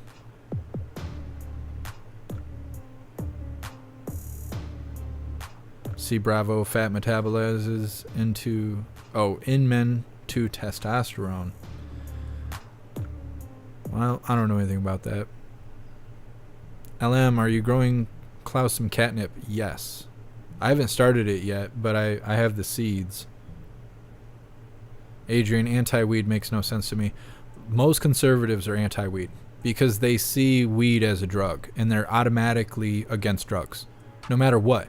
Even though it doesn't kill you, it doesn't do anything bad to you. It makes you lazy. It makes you sleep good. It's a dream suppressant. It helps deal with pain. It helps deal with illness that prevents you from eating because you feel nauseous all the time. There's a lot of health benefits, but a lot of conservatives are anti-weed. And because most of my viewers are conservative, I don't talk about weed, but I know a lot about it. I probably know more about weed. Like weed, as far as my education goes, is like top 3 things that I know almost everything about it. I just don't talk about it because it makes everybody leave. That's why we didn't play the game for the longest time. Because conservatives are against video games too, because they consider it a waste of time. But after I work all day and I do everything I got to do in a day, why not play the game at night? Pulls my head out of the politics. I don't know. The eternal struggle. What's up, Richard? Happy freedom.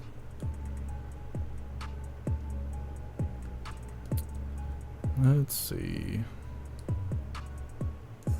Donna, I make apple butter and tomato jelly. Sounds good.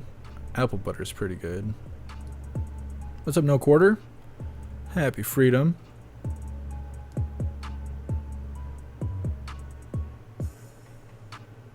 Lion's Heart, play the game while you wait. It is very difficult to set up the live stream for the game. That's still a developing thing. NS, I wouldn't say I'm a stoner. I don't like smoke weed every day. I'm just not against it.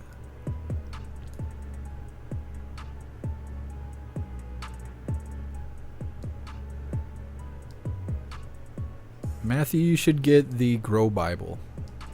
It's literally called the Grow Bible. It's like $25 or $30, but it'll teach you like everything. Oh, Matthew, yeah, I have to respond to your email. I haven't read the email. I got sidetracked. I am gonna respond to your email. I'll check it today. I got sidetracked. Drunken Spider, there's a Fallout cookbook if you're not aware. I did not know that. See, now I want that. Like, real bad. I'm telling you, like, this is just the beginning. I have so much Fallout stuff. I have coffee mugs and slippers and all kinds of stuff. I love Fallout.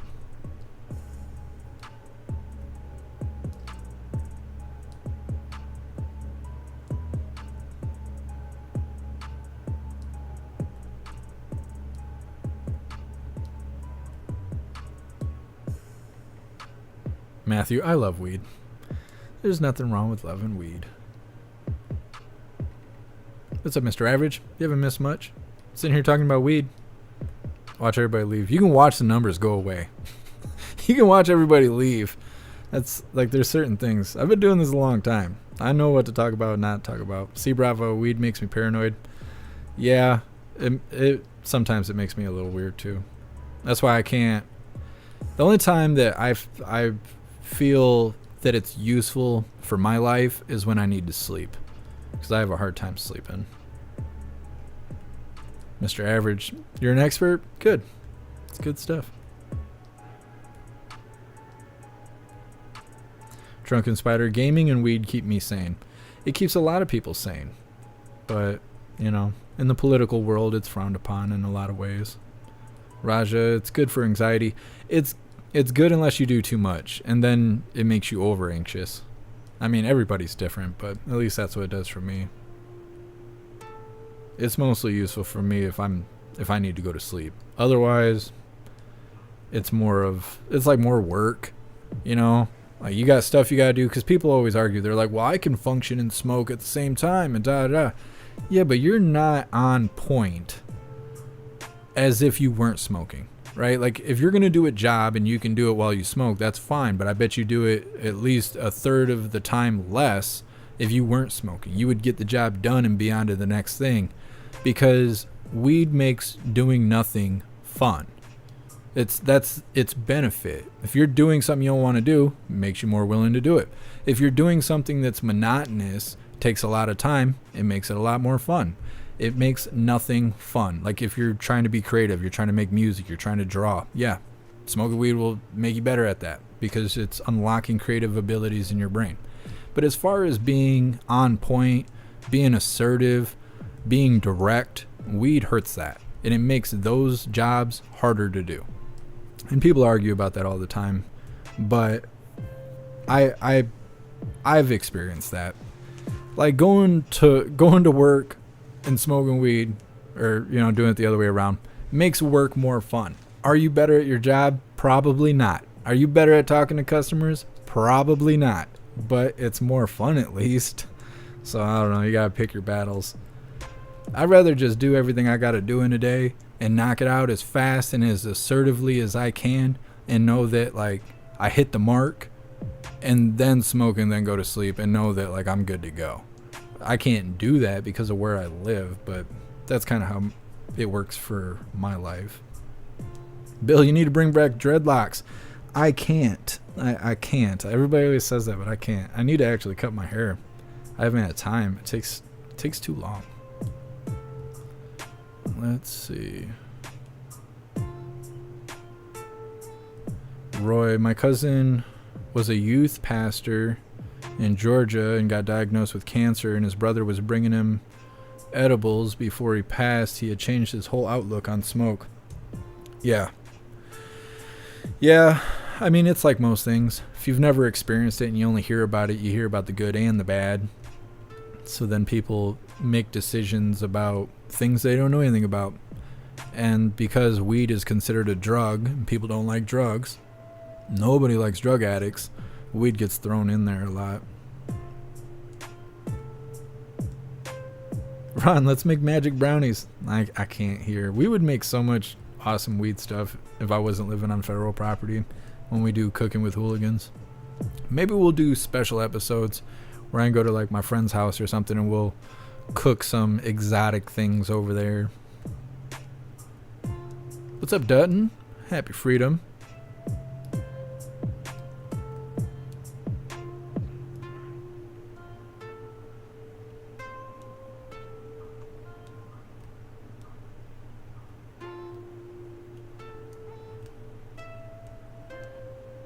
Mike, I'm a conservative, but I'm in the cannabis industry and I enjoy gaming. There's nothing wrong with that. I'm not trying to tell people what they should be doing. I'm just saying what I've experienced. Housing so many hooligans over the last few years, I've seen, especially in Discord, have people fighting so many times. We've had a lot, like in the morning, right? Everybody's saying hello and good morning to each other, but a lot of times people are posting pictures of weed and stuff because they're waking up and they're, ripping the bong or whatever. And they're just being social. There's nothing wrong with that. But then you'll have super, nose up conservatives join the chat, and then they're like, well, I thought we were here to talk about freedom in the Constitution. You guys are posting pictures of weed like we're at some music festival, da-da-da. And then they leave and they get mad and they write me hate, just terrible hate mail, huge emails that are like 6 pages long. Oh, I thought you were a patriot and your Discord's got people posting bong hits and stuff. What's wrong with you? You should die and go to hell. And it's like, okay. I'm so sorry that people are free and they can post pictures of weed where they live. I'm so sorry. Can't please everyone. It is what it is. Robert Skinwalker Ranch. Something like that. Let's see.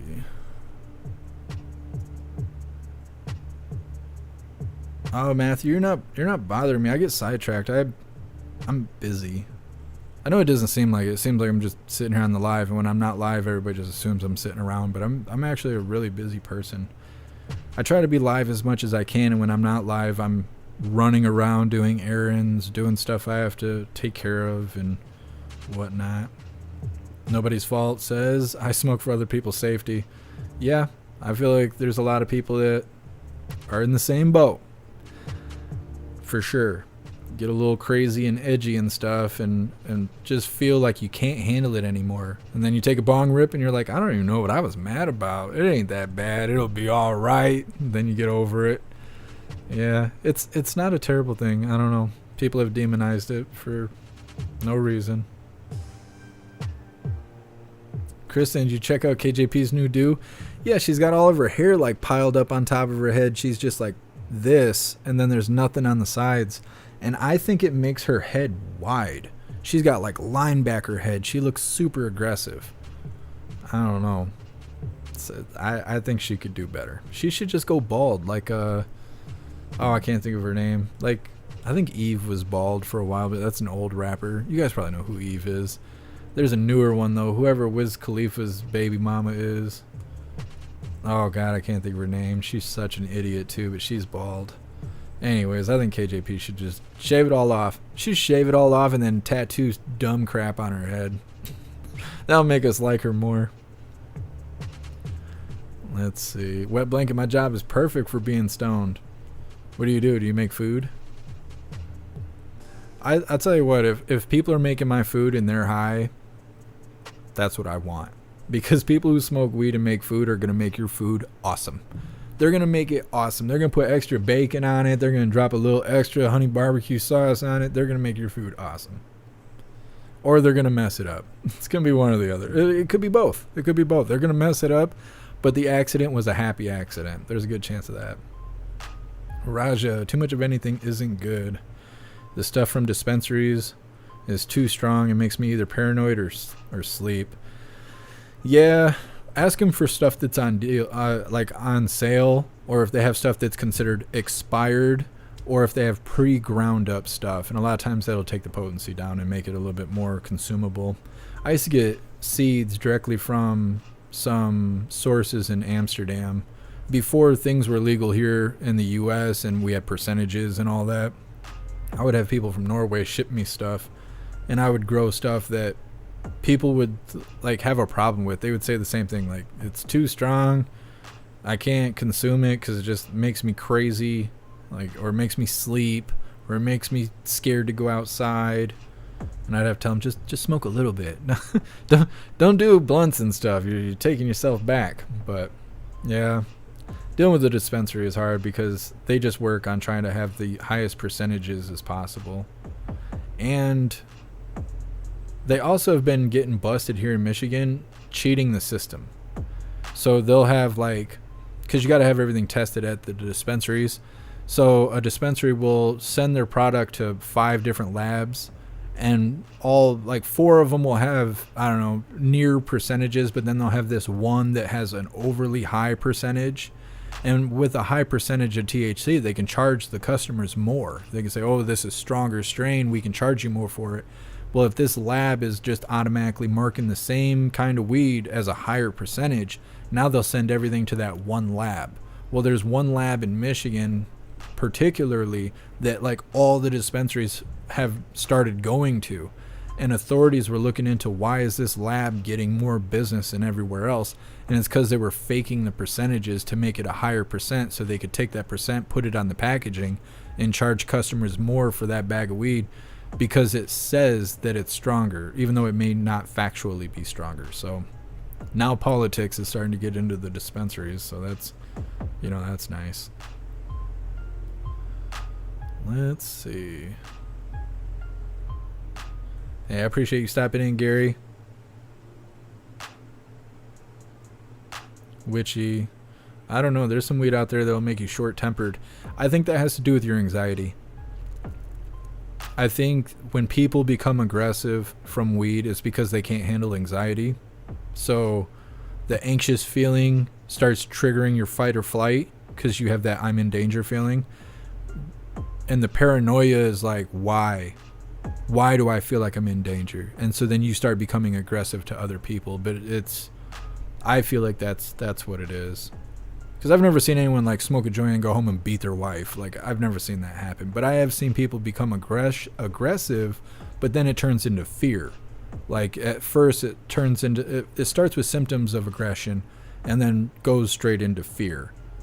Like, when you engage with them long enough, it'll be like, well, I feel this way, or I'm fearful, or whatever, and it has to do with anxiety. That's what I've experienced anyways.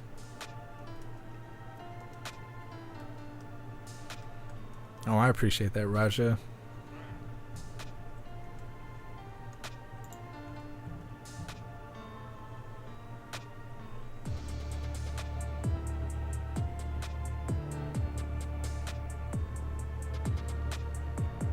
I'm trying to figure out how to say your name. Mithras? I wish YouTube wouldn't have made all the names all colored. It makes that more difficult. I would understand smoking weed for those who like it in the evening after work. Yeah, if you're just, like, spending your whole day smoking weed and not doing anything, that's the kind of individuals that people, they associate that with weed itself. They're like, if you smoke weed, then you sit at home and you do nothing all day, sitting in your mom's basement, eating Hot Pockets and smoking weed all day. That's all you do. And that's not true. That's not how everybody handles smoking weed. Those are potheads. Those are stoners. Not everybody smokes weed as a stoner or a pothead. But that kind of information hasn't hit the mainstream. That's not general knowledge yet, which is ridiculous. But because of weed laws and scared people, a lot of people don't realize that. Hydrodynamic, 51% of conservatives support cannabis legalization. Not according to what I've seen. Not according to my Discord and Gilded and stuff. Not even close. Not even close. I would say like 20% of my viewers smoke weed or something like that, according to all the conversations I witness and the arguments I've had to deal with and the hate mail I've received. There's a lot more people that are against it than are for it, just as far as people that watch, you know, what we cover. And I need to start again. I'm an asshole when I'm sober. Yeah, I don't know. Everybody, like I said, everybody takes it a little differently. Kevin, she looks like a rockadoodle. She does, doesn't she? Yeah, KJP, she's looking like something else. See, Bravo, KJP is going to tackle Peter. She's going to get more than she bargained for. I bet Peter could fight. He seems like a confident person, and people who are confident, they usually know how to throw hands. I would love to see KJP throw down with somebody. She'd get her little head rocked. What's up, Sam? Happy freedom.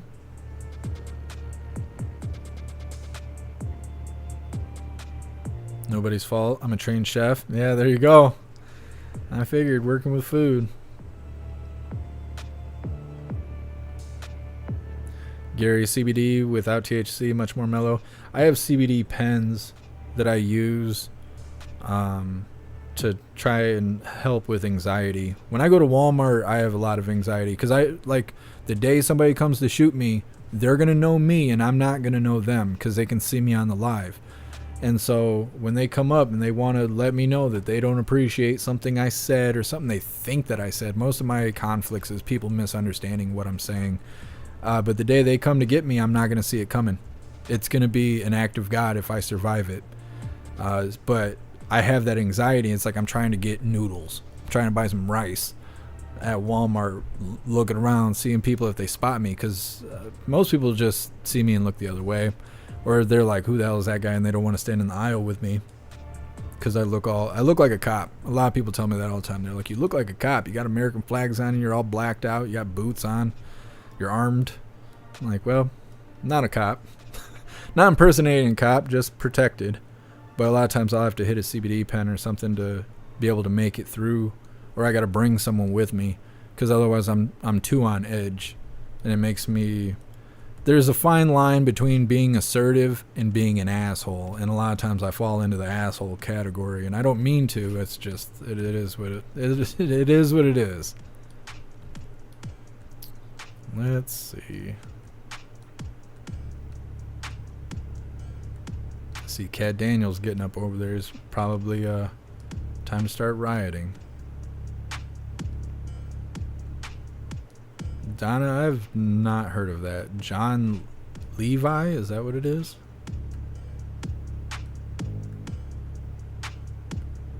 Yeah, Nikki, I know a thing or two.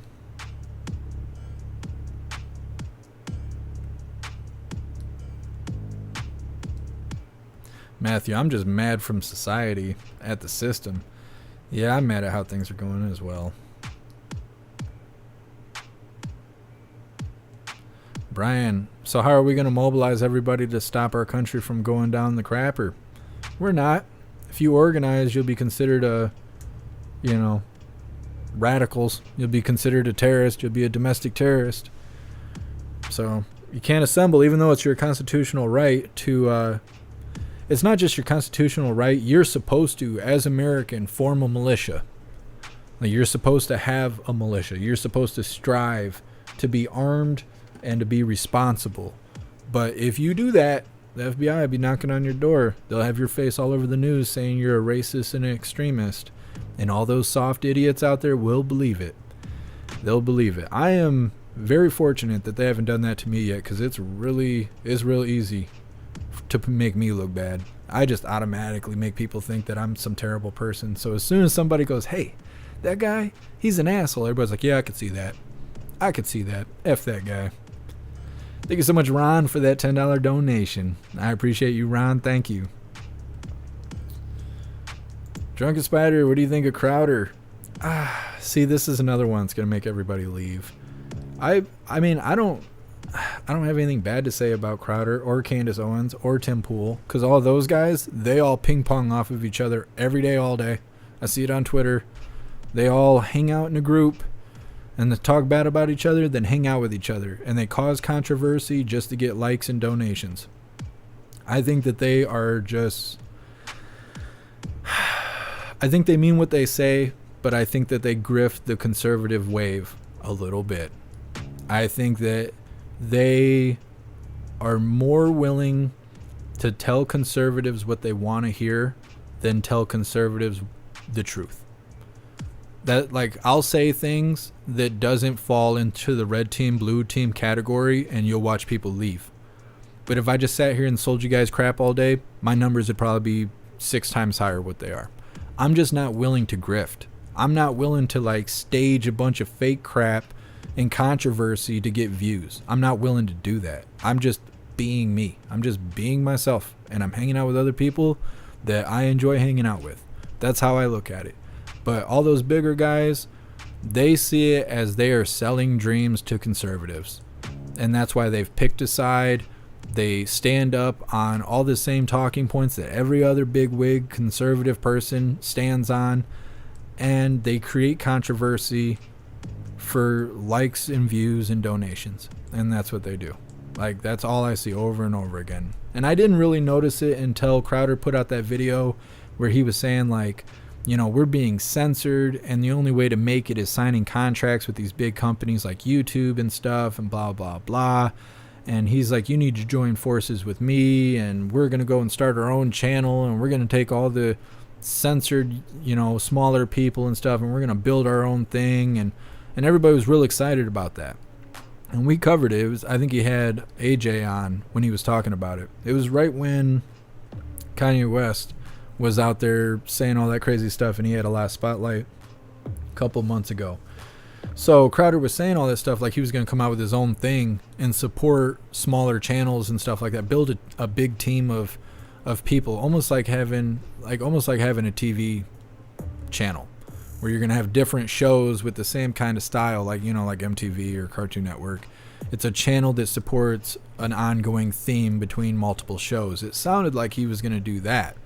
And then Candace Owens came out and said that he's a grifter and that's not what he's doing. He's actually upset because he was offered a $50 million contract with the Blaze or something, and that's not enough money for him. So he turned that deal down and acted like he was going to support a bunch of smaller channels and come out with his own stuff, but that's not what it is. He's just throwing a fit because he didn't get a big enough contract. Then both of them went on Tim Pool separately on separate days and talked crap about each other. And then Crowder went to Rumble, and his Mug Club stuff is just locals. It's not even his own thing. It's just locals. Candace Owens, who called Crowder a grifter for that move weeks prior, was with Kanye West wearing those T-shirts that raised a bunch of conflict and whatever, caused a ruckus online. Everybody's like, oh my God, did you see Candace Owens and Kanye West wearing those shirts, wearing that controversy message on it and blah, blah, blah. And it's like, she called him a grifter, but then she was grifting a couple weeks before that. And then Tim Pool was like, you know, in the middle of it. And he's like talking crap on Twitter, but then has these people on his show and sitting there laughing and joking. They're all grifting all their viewers. Those three guys are all doing that. They're all like, this is what conservatives want, so we're going to give it to them, even though we don't believe in any of this crap and we just want money. And that's the dream they're selling. And I'm not a part of that. I am the way I am. If you were to see me in person, it'd be the same guy you see on the live. I do not grift it, and they do. And that's fine. That's fine. If that's what everybody likes, then great. I don't have anything bad to say about them. That's not the way I do things. Yeah, Bloopy, that's what their shirt said. I can't say that because it'd be considered hate speech. You get a hate speech strike and you're done. You're done. You get a hate speech strike and you are gone. See, Bravo, the only way not to be censored is broadcast from Mars. Actually, if you go to jeffmaclive.com, it's totally uncensored. And there's no one to censor you there. That's what killed me, is that Mug Club is just locals. He made that huge deal about, you know, their membership stuff, and they're just using locals. I went and built my own website. I built my own social media. I built my own live streaming platform by myself with my own money. And he made this huge deal like he was going to do some great things, and he just went to locals and Rumble. That's nothing. That's nothing compared to what I thought he was going to do. So I don't know. It is what it is. Sam, they're playing it like professional wrestling. Absolutely. See, and that's what I should have said. That would have saved us 20 minutes of me ranting. I don't know. Hopefully that translates well. I don't want you guys to think I'm speaking ill of those guys. I'm not. It's good that they're spreading the information they are when it's, you know, factual information and not just an opinion. And they have huge fan bases and stuff. So obviously people that like what they're doing. But being on this side of the screen, I can see what they're doing. I can see that they're just selling the dreams that people want. But they're good at it. They wouldn't have the numbers, you know. They wouldn't have the numbers they have if they weren't good at it. Like, look at Salty. You don't see Salty doing that. You don't see Salty grifting a bunch of people and you know, using propaganda to get views and stuff like that. He just says whatever's going on. He's like, hey, this is what I'm seeing and this is what I'm thinking. And it's working for him. He doesn't have to grift anything.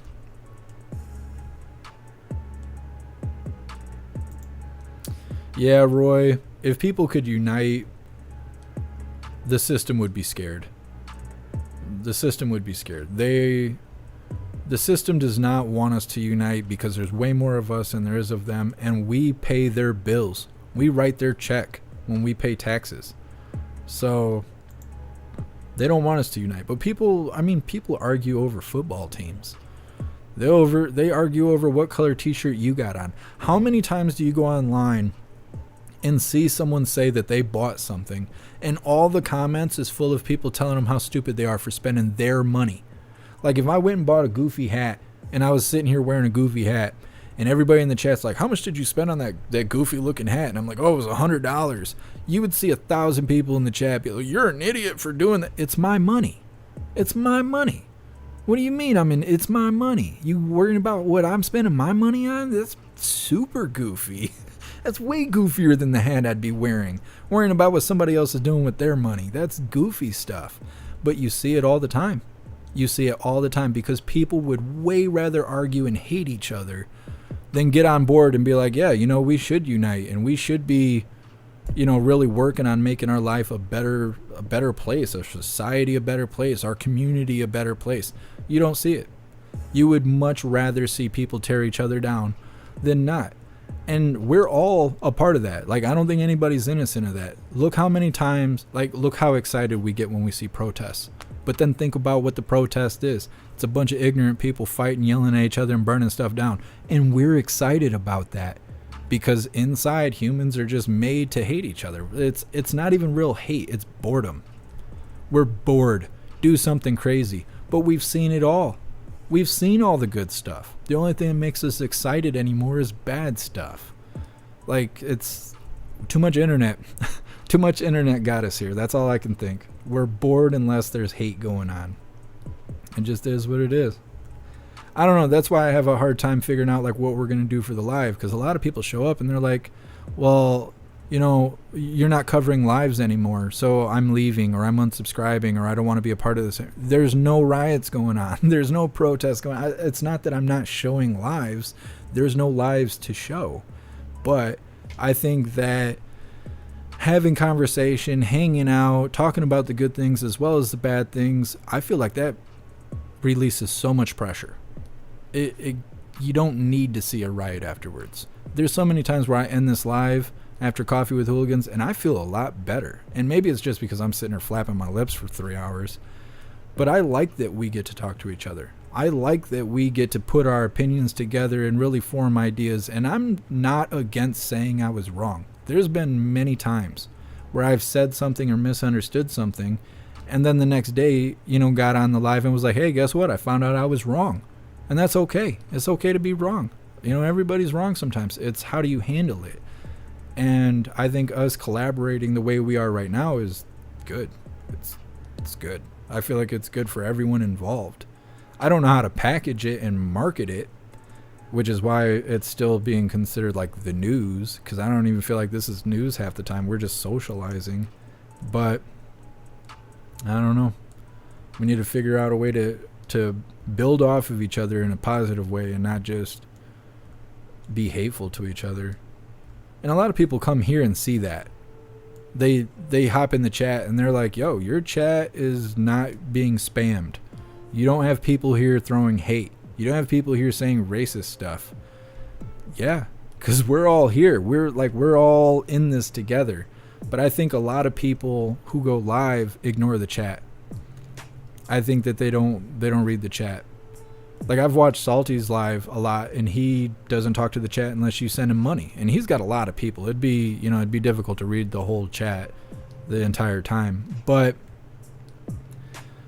I wouldn't do this without the chat. I wouldn't care if you guys were sending me $100 donations every 5 minutes.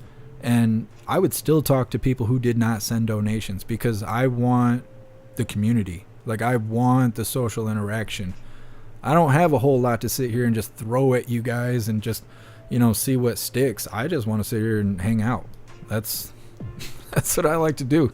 That's what I liked doing before. The only difference is we had riots on the screen, but I wasn't causing the riots. I wasn't causing the protest. I was just hanging out. And, that's the way it was. Let's see. Roy, it is hard to find good news. It is hard to find good news. Yesterday we had a video of an elephant in the Oregon Zoo who just got introduced to the zoo, swimming, splashing around. It was like 35 seconds long, and that was all the good news, that we could find. Today, I don't think I found any good news. Yeah. I don't have any good news. Us socializing is all the good news we have. Oh, Dharma Agent, we are friends. We're better than friends. We're hooligan family. Let's see. And at the information station is Coffee with Hooligans. I'm glad you feel that way. And don't ever wear shorts or pants for the live. You can't take it too seriously. Yeah, see, and that used to be a thing. A lot of people used to get mad because I was always trying to crack jokes and just have fun. I just want to have fun. That's all I want to do is have fun. And people are like, you need to be more serious. This is serious. The country's going to shit and you don't care. I care, but I'm not going to sit here and cry over it. We got to laugh at it, because we can't do anything about it. You do anything about it, you're going to prison. And then what? You think life's going to be better in prison? Because it's not. You think it sucks out here, but it doesn't in there? It does suck in there. It's always sucked in there, now it sucks worse in there. So there isn't much we could do about it. Stand tall, shine bright, laugh hard. That's all you got. You ain't got much else. Let's see.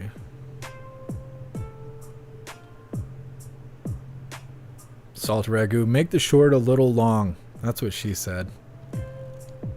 What's up, Dominus Dank? Happy freedom.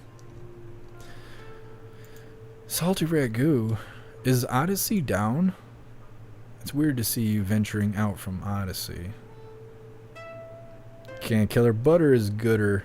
It is. Livid review. I heard BK is horse meat. I heard the McDonald's burger is horse meat too. Blazing Fool. I guess I get an email from Nice News a couple times a week. It's refreshing. Yeah, I never see good news. I'll try and find more. Let's see. Hawkeye. Jeff doesn't sell gold. Everyone sells gold now. Yeah, I don't do any affiliate stuff. I don't know. It's hard for me to do the affiliate marketing stuff, whatever that is. I'm not really into that a whole lot.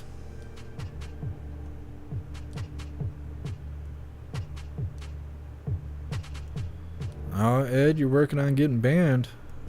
Your comment got flagged. You pull another stupid thing like that, you'll be gone. You'll be gone.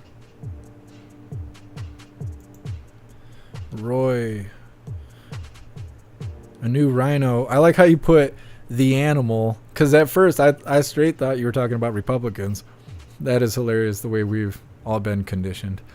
A new rhino was born a day or so ago here in the Bay Area at Safari West. That's awesome. That's awesome. Ghost pants optional island for hooligan still expected. Yeah, it's on the to-do list. We need a hooligan island for sure. I don't know. I'd be happy just to get some property and we could have a potluck. Hooligan potluck is on my bucket list.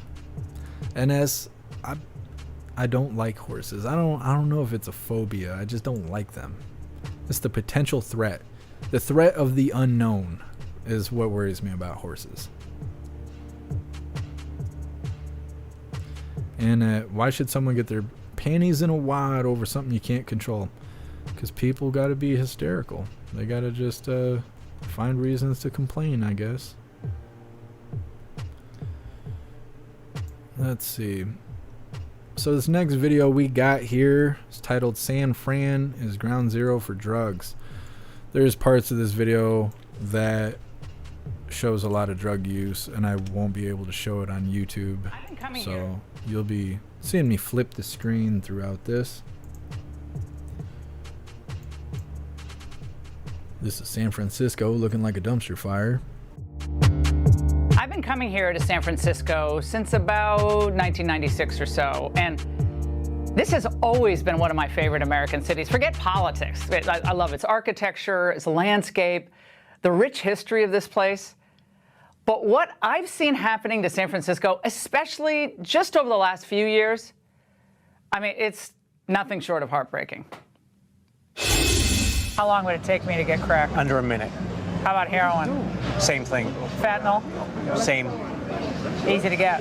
Very easy to get. Less than 2 years ago, I was right here in the Tenderloin district here in San Francisco. It's an open-air drug market. We decided to come back to see whether things have improved or gotten worse. Within the past week, the Tenderloin had 3 shootings.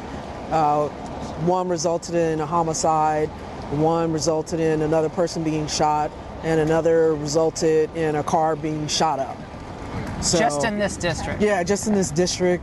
Lieutenant Tracy McCrae has been with the San Francisco Police Department for nearly 30 years after spending 11 in the Army. This is ground zero here in the Tenderloin district for hardcore drug addicts in the area, correct? Right. I mean, you just take a look around and you see people addicted to fentanyl, crystal meth, heroin. You got your crack cocaine still, but you got your garden variety of all the type of drugs. And this is where you're going to find people who are on all of these different drugs just walking around. You're going to go down the street and you're going to see someone who's shooting up. Right in broad daylight. While it's tempting to turn your heads away from the human sadness and suffering on these streets, I decided to speak firsthand with those in the grips of addiction. How old are you? I'm 38 years old. I have family. I have a husband and I have children. You got to get clean, man. Yeah. Got to get clean. I have to get clean. But since I've been on the street, because that's when I just barely started using fentanyl. Where are you getting the fentanyl? I buy it from off the street from people. But to me, fentanyl has been like something that's helping keeping me alive. It helps me not think about some of the trauma that I've been through. When I don't get it, I can't breathe sometimes or I have anxiety really bad. But when I have it, I immediately calm down. Okay. The human need is great. After seeing this firsthand, it's going to take a lot more police and a lot more creative thinking to get this situation cleaned up. How many police officers in the city? Currently, right now, 580. You're down 580. Now, what would a fully staffed police force be able to do about this poor guy? I mean, a fully staffed police force could be out here connecting with people, trying to get them connected to services, but we need those partners out here too, right? So that's the thing. They all say we get all this money, this billion-dollar organization, we get all this money, but where do you see the boots on the ground from the community organizations out here trying to help that man, trying to help that man across the street, trying to help that lady in the doorway, trying to help that man right in a blanket? Where are they? See, that's my problem. They have to be off the street. So your point is, off the streets, your choice is jail or treatment. That's it. That's it. Those are the only two choices you get. And right now, what happens? You get none of that. You get to stay out here and do as much drugs. You can just live out here, do as much drugs as you want. Yeah, because the injunction about clearing tents and homeless encampments. So you can't clear it out? Can't do that, no, right? Is that a but federal? They want us to, but we can't do it by law, right? A judge says no, unless you can provide a bed for every person you see out here. And my whole thing is, when did that fall on us? That's not my issue.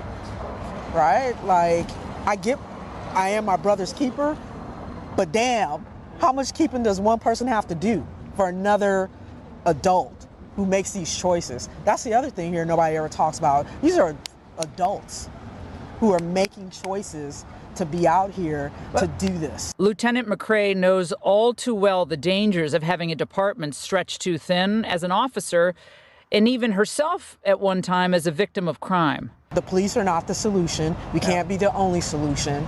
And until people want to make these hard decisions, until people know, then this will continue to happen. You will see this and you'll come back in 2 years and it'll be much worse. In 2020, Mayor London Breed cut $120 million from police and sheriff departments in the city, directing it to address disparities in the black community. 3 years later, she wants to give more money and even called the National Guard in to deal with the drug issue. No, it actually means it's a division of their unit, their intelligence unit, helping, gather information to try and stem the flow of where these drugs are, identifying, but it's not boots on the ground. There's no tank rolling through this intersection or anywhere in the Tenderloin, right? That's not what it is. It's the CHP coming and helping, maybe doing traffic stops, because maybe if they do a traffic stop, they might find someone who does have drugs and stop that from coming into the community. But it doesn't mean by any stretch of the imagination that you will see green fatigues marching up and down these streets. Will it help clean this up at all? Is this going to be cleaned up when you have... No. No? No. Do you have hope for this city? I mean, I have hope, but it's going to be a long-term kind of hope project. So we're talking maybe 5 years, 10 years down the road to recover, right? San Francisco bounced back. It always has. But this one is going to be a little bit tougher to bounce back from. Heartbreaking. I'm going to be thinking about a lot of those individuals I saw on the streets today, and but for the grace of God, go any of us. Hey, Sean Hannity here. Hey, click here to subscribe to Fox. She referred to it as human sadness. It's no good. But like I was saying before, how can that cop sit there and just look at drug addicts using drugs and being messed up right there in the street? That's a crime. It's disorderly conduct. Why are they not arresting those people? They may not be able to tear down their tent cities, but if they're standing outside of that tent and they're messed up, that's disorderly. Put them in jail. If they almost die in jail, put them in rehab. Like, do something. And then you can hear the way the cop sounds. Cop sounds like she doesn't expect any change. And the reporter said, well, do you have hope? And they're like, well, yeah, I got hope, but nothing's going to change. And it's like, well, you're the person that's got to make the change. You're the cop. Arrest these people. Like, even if the judge lets them go, keep giving them that inconvenience. Don't just let them lay there and do drugs.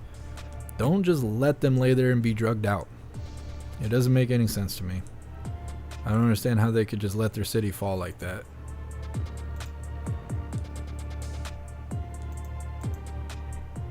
And I'm still surprised at the lack of vigilante justice. I figured that somebody would get bored and go out there and burn their little tents down and stuff. They're just leisurely laying there being drug addicts because they're enabled to do so. They make $1,000 a month. They're wheeling and dealing, living in a tent in the street. I don't know. Shanti, they'll withdraw and die in jail. That's too bad. That's a sad story. That's totally how I feel about it. I don't care at all. They decided to be that way. They're being enabled to continue to be that way. They're infringing on other people's happiness by living that way. Put them in jail. If they die in jail, that's the consequence of their action. Hopefully they don't die. I don't want them to die, but they're walking that walk, you know? It's gonna happen one way or another. Blue states are Satan funded. I don't know. It's just a lot of enabling. It's a lot of enabling. Stop paying them to be homeless. Stop allowing them to be drugged out in public. Stop allowing them to use drugs in public. I mean, I don't know. It's no good. Like I keep saying about the fentanyl coming across the border. Fentanyl is the #1 killer in America. It's the #1 thing killing Americans today, every day. 300 Americans die every day because of fentanyl. But they're just bringing it here. They're not forcing you to take it. They're not forcing you to become addicted to fentanyl. You're choosing to take it. You're choosing to become addicted to fentanyl. They could bring it here by the train load. Doesn't mean you got to take it. And I just don't understand it. I just don't understand it.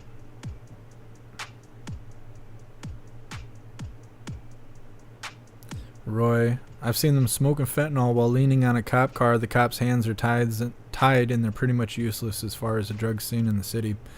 Yeah, that's what she was saying. She was like, you know, we're not even supposed to tear down their tent cities and stuff because the judge says so. But I don't know. It's weird to see bigger cities where they don't enforce the law, but then in smaller cities like where I live, they over enforce the law, like by a lot, because they don't have anything else to do but try and bust every person they see. Roy, they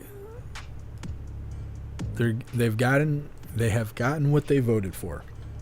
It's true, but it's still infringing on the happiness and rights of other people who are not drug addicts and who own the property where the drug addicts are residing. Goes, cops obey. Yeah, they do. I'm telling you, we need superheroes or something. We need somebody to go out there and be a bad guy for good. Go out there and solve some problems, but don't get caught.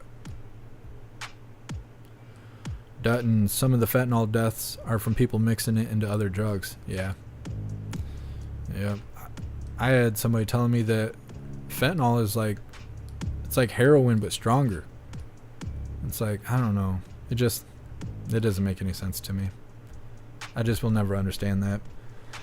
And I know it's not an easy thing. I know dealing with addiction and stuff like that is not easy. I've had lots of friends that are like recovered drug addicts and stuff like that. And I have one friend that still talks about how much they like smoking crack and stuff like that. And they don't do it anymore. And they haven't for years. They quit because they had kids and they wanted to be a good parent. But they're like, if I wasn't living this life, I'd be out there smoking crack and being happy. And I'm like, that's so crazy. Like, that is so crazy. I've never felt that way. I've never wanted to throw myself down a hole, like, not even close to that bad. Shanti, it's unsafe for everyone. Yeah, it is. It's messed up. I just think it's crazy that they blame the border for the fentanyl crisis, but you don't hear anybody being forced to use fentanyl. Just because it's here doesn't... Like, look at how many bridges we have. We don't have a problem with people throwing themselves off the bridge. Like... You know, it's this. I don't see a difference. Like, just because they're bringing fentanyl here doesn't mean that you need to use it. Just because there's a cliff doesn't mean you need to jump off of it. I don't know. I don't know. Roy, we don't need superheroes. We need people with common sense. I think we'll see superheroes before we see people with common sense. But it's true. If people just use their brain a little bit. Let's see, Dutton. Fear of fentanyl is causing people to stop using coke. Well, I mean, that's a small victory, right? I don't know. I don't understand drug addiction. It's not good. I understand trauma, and I understand not wanting to feel the trauma. But using drugs is just giving you more problems and you're just treating the symptoms. Like, I understand not wanting to be awake while you're alive. I understand not wanting to feel things while you're awake. But there's other ways to handle it. Like just working out. Just working out. Just showering every day. If you wake up and shower every day, you'll be that much happier. They say to make your bed when you wake up because it releases dopamine in your brain because you feel that you've accomplished something for the day when all you did was make your bed. Humans generally are addicted to dopamine. All of us have dopamine addiction, which is why we all like the internet, it's why we like video games, because you're provided with a digital device that will do dopamine drops in your brain every time you swipe, every time you complete a goal on a video game, and all that stuff. I feel like that's the gateway drug. They always blame weed and stuff like that. I think the dopamine addiction is the gateway drug. Is like it solves your problems while you don't have real problems or real trauma. But then when you do have real trauma and you do have real problems, having dopamine is not enough. So then people go out and smoke crack or drink beer or whatever. But there's other things you can do. You can work out, you can draw, you can read, you can talk to people. Like, there's so many other things you can do. No, it's not going to make you feel numb. It's not going to make you half asleep while you're alive like drugs will and alcohol will. It's not going to do that. But maybe you'll solve your problem and you won't have the symptom of wanting to run away from your problems anymore, because that's all drugs and alcohol is. It's a substitute for you dealing with your problems. You don't want to deal with it. You don't want to deal with the pain of your problems, so you use drugs and alcohol. You're not fixing your problems. You're giving yourself more problems, and you're just running away from your responsibilities. You just need to face your problems. That's what you need to do. Stop treating the symptoms and treat the problems. And not enough people do that because of all the enabling. They don't even know where the problems are because there's so much enabling going on that they're just lost in the numbness. They don't even know how to solve their problems. They can't even identify the difference between a problem and a symptom of a problem. People are lost. People are lost.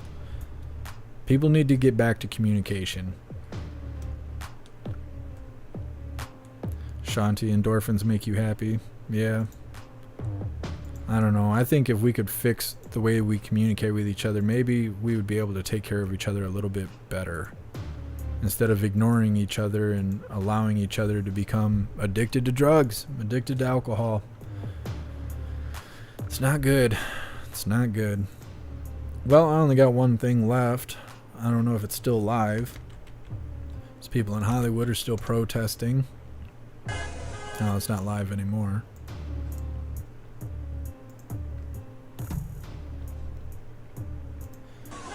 So this was going on when I started the live. This is no, it's not San Francisco. It's Hollywood. It's Los Angeles. These guys are on strike. They don't make enough money as movie and TV writers.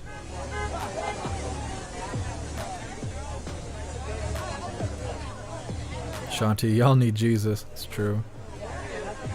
Hydrodynamic, whatever you want, bud. This is like the quietest strike ever.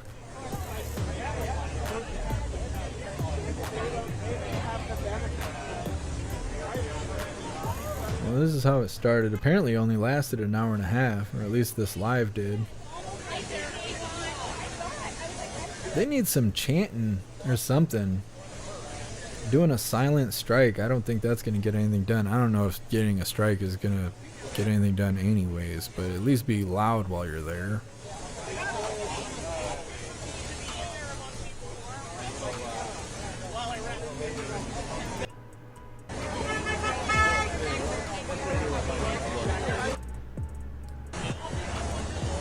Even the dog's on strike. The dog has had enough.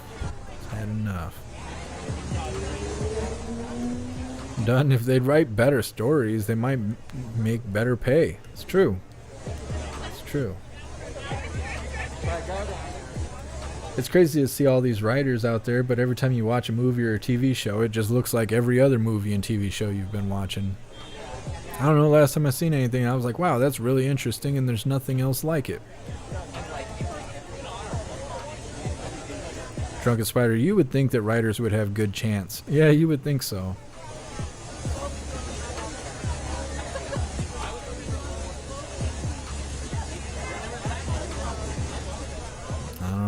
I don't know how they're going to compete with AI.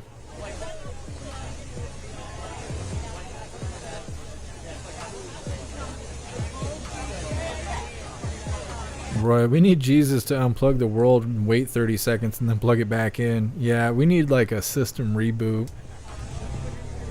Something. We just need one good purge.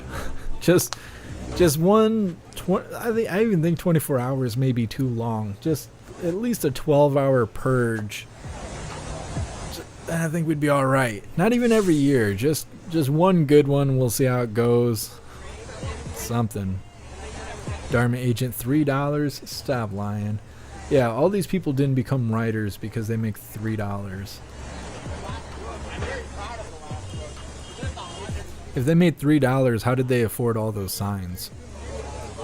Did they all put their $3 together?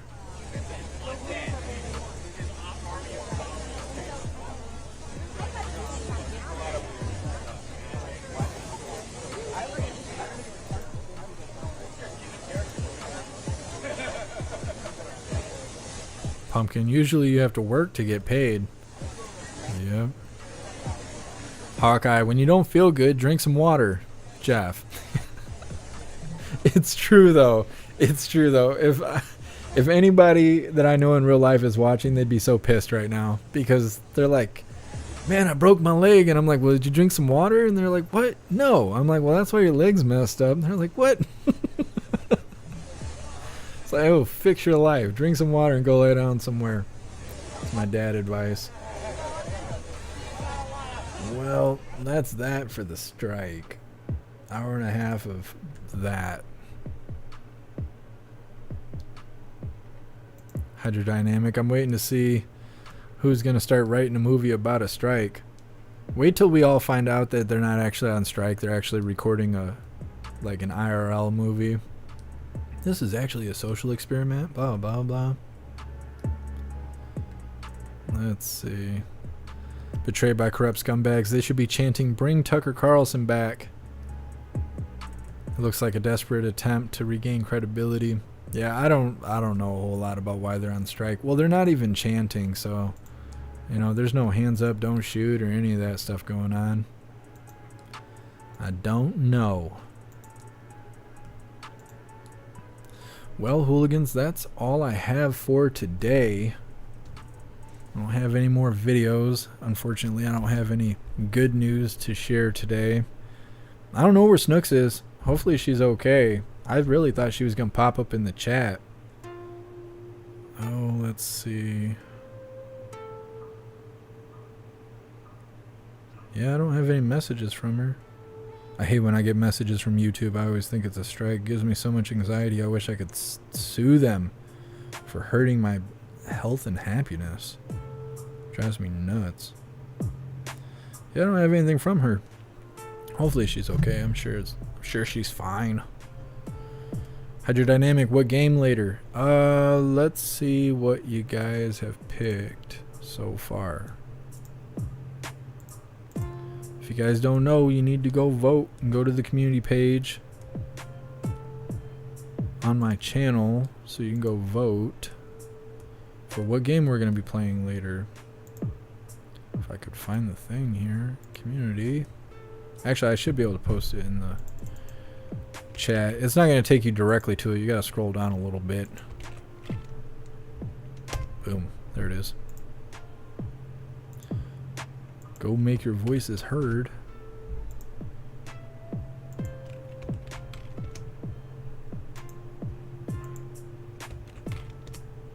I'm just gonna post it in all the chats. Why not?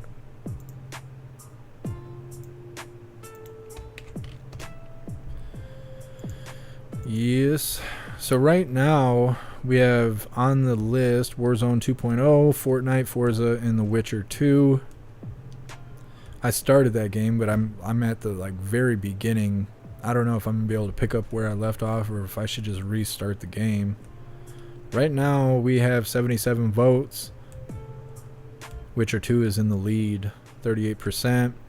Second place is Warzone, 27%. Fortnite's in third place, 18%. Forza's in fourth place with 17%. Right now, Dutton, yeah, it's looking like The Witcher. We'll see how it goes.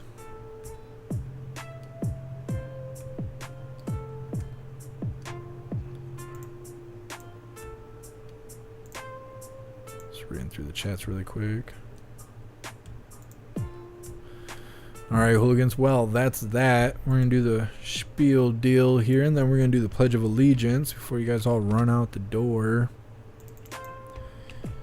Go ahead and click pull it now. Hydrodynamic, it's the poll is live. Oh no, we're not going to do it on the live. Most of the people watching right now they're not even here when we're gaming. That's why I just leave the poll where it is. People will come across it as they do. Boom. Alright, brain, do the thing. Oh, wrong thing. This screen. There we go. Got too many buttons in front of me. Alright, hooligans. Go ahead and click that link I just dropped in the chat. I'll take you to the link tree. On the link tree, you can find all of my links listed. So definitely go join Gilded. Go find it right now. Click on it and join up. Gilded is free. It's currently the best way to receive notifications for when and where we go live. Every time we go live, there's a news board on Gilded to keep you up to date with everything going on around the world. It'll also show you articles that I'm not able to show you on YouTube. So definitely go use that free resource there. There's a ton of hooligans in Gilded to hang out with. So definitely go join Gilded. Also on the link tree, you can find links to the merch store if you'd like to grab some merch. We got shirts, hoodies, stickers, and coffee mugs, as well as some other items. Everything is displayed in black and white or white and black, but if you find something you like, just click on that item to see all the different colors that item comes in. We have the Lady Hooligan design up, and we also have Loud Proud American design up. Those designs are brand new. We have lots of other designs, but those are the brand new ones. I got 3 phrases pulled out of today's chat that I'm going to turn into new designs. So definitely go check out the merch store and keep an eye on that. Also on the link tree, you can find links to PayPal, Cash App, Venmo, Stripe, Zelle, Buy Me a Coffee, and Locals if you would like to support what I do. There's also a link to the Amazon wish list if you would like to send me stuff. It's really easy to use. Anything you purchase directly from the wish list will be sent straight to me without having to send emails, find addresses, or anything like that. And then finally, there are links to the membership programs. We have memberships for YouTube, Gilded, Discord, Odyssey, Rumble, and Twitch. Then we also have memberships for jeffmaclive.com. You can see there at the top of the link tree list. You can claim a free week membership, no strings attached, no credit card or anything like that. After the week's up, you'll just lose access to your account. The account will be there, so if you decide to come back and buy a membership, you can pick back up right where you left off. But if you get a membership for jeffmaclive.com, you'll have access to your own profile for our private social media area. You'll have access to our live streaming area with the built-in chat. And you'll also have access to our advanced messaging system with texting, calling, video calling, group texting, group chat, group calling, group video chat, and the ability to upload any kind of media known to man. So it's really awesome. It's the freest place and the safest place on the internet. So definitely go join up at jeffmaclive.com. Alright, hooligans, please join me for the Pledge of Allegiance. I pledge allegiance to the flag of the United States of America and to the republic for which it stands, one nation, under God, indivisible, with liberty and justice for all. Boom. There we go. Well, I'm going to read through the chat really quick and then we're going to wrap this up. I will see you guys later today, 10 p.m. Eastern Time, for some gaming. I don't know what we're going to play. It looks like we're playing The Witcher. It could change, though. We will see how it goes. And then, of course, tomorrow at 1 p.m. Eastern Time, we'll have another Coffee with Hooligans. So if I don't see you tonight, I will see you tomorrow.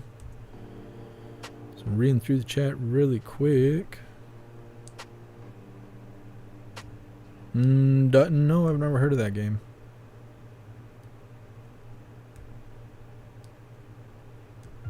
Yeah, I think we're going to end up playing The Witcher later unless you guys choose differently. So make sure you go vote on the poll. looks like we're good to go. All right, hooligans, I appreciate all of you being here. Thanks for hanging out with me today. Big shout out to everyone that made donations, joined the membership program, or purchased any merch. I really appreciate all of you, and I would not be able to do this without you. So thank you so much for all your support. I'll see you on the next live. Until then, stand tall, shine bright, and that's a wrap.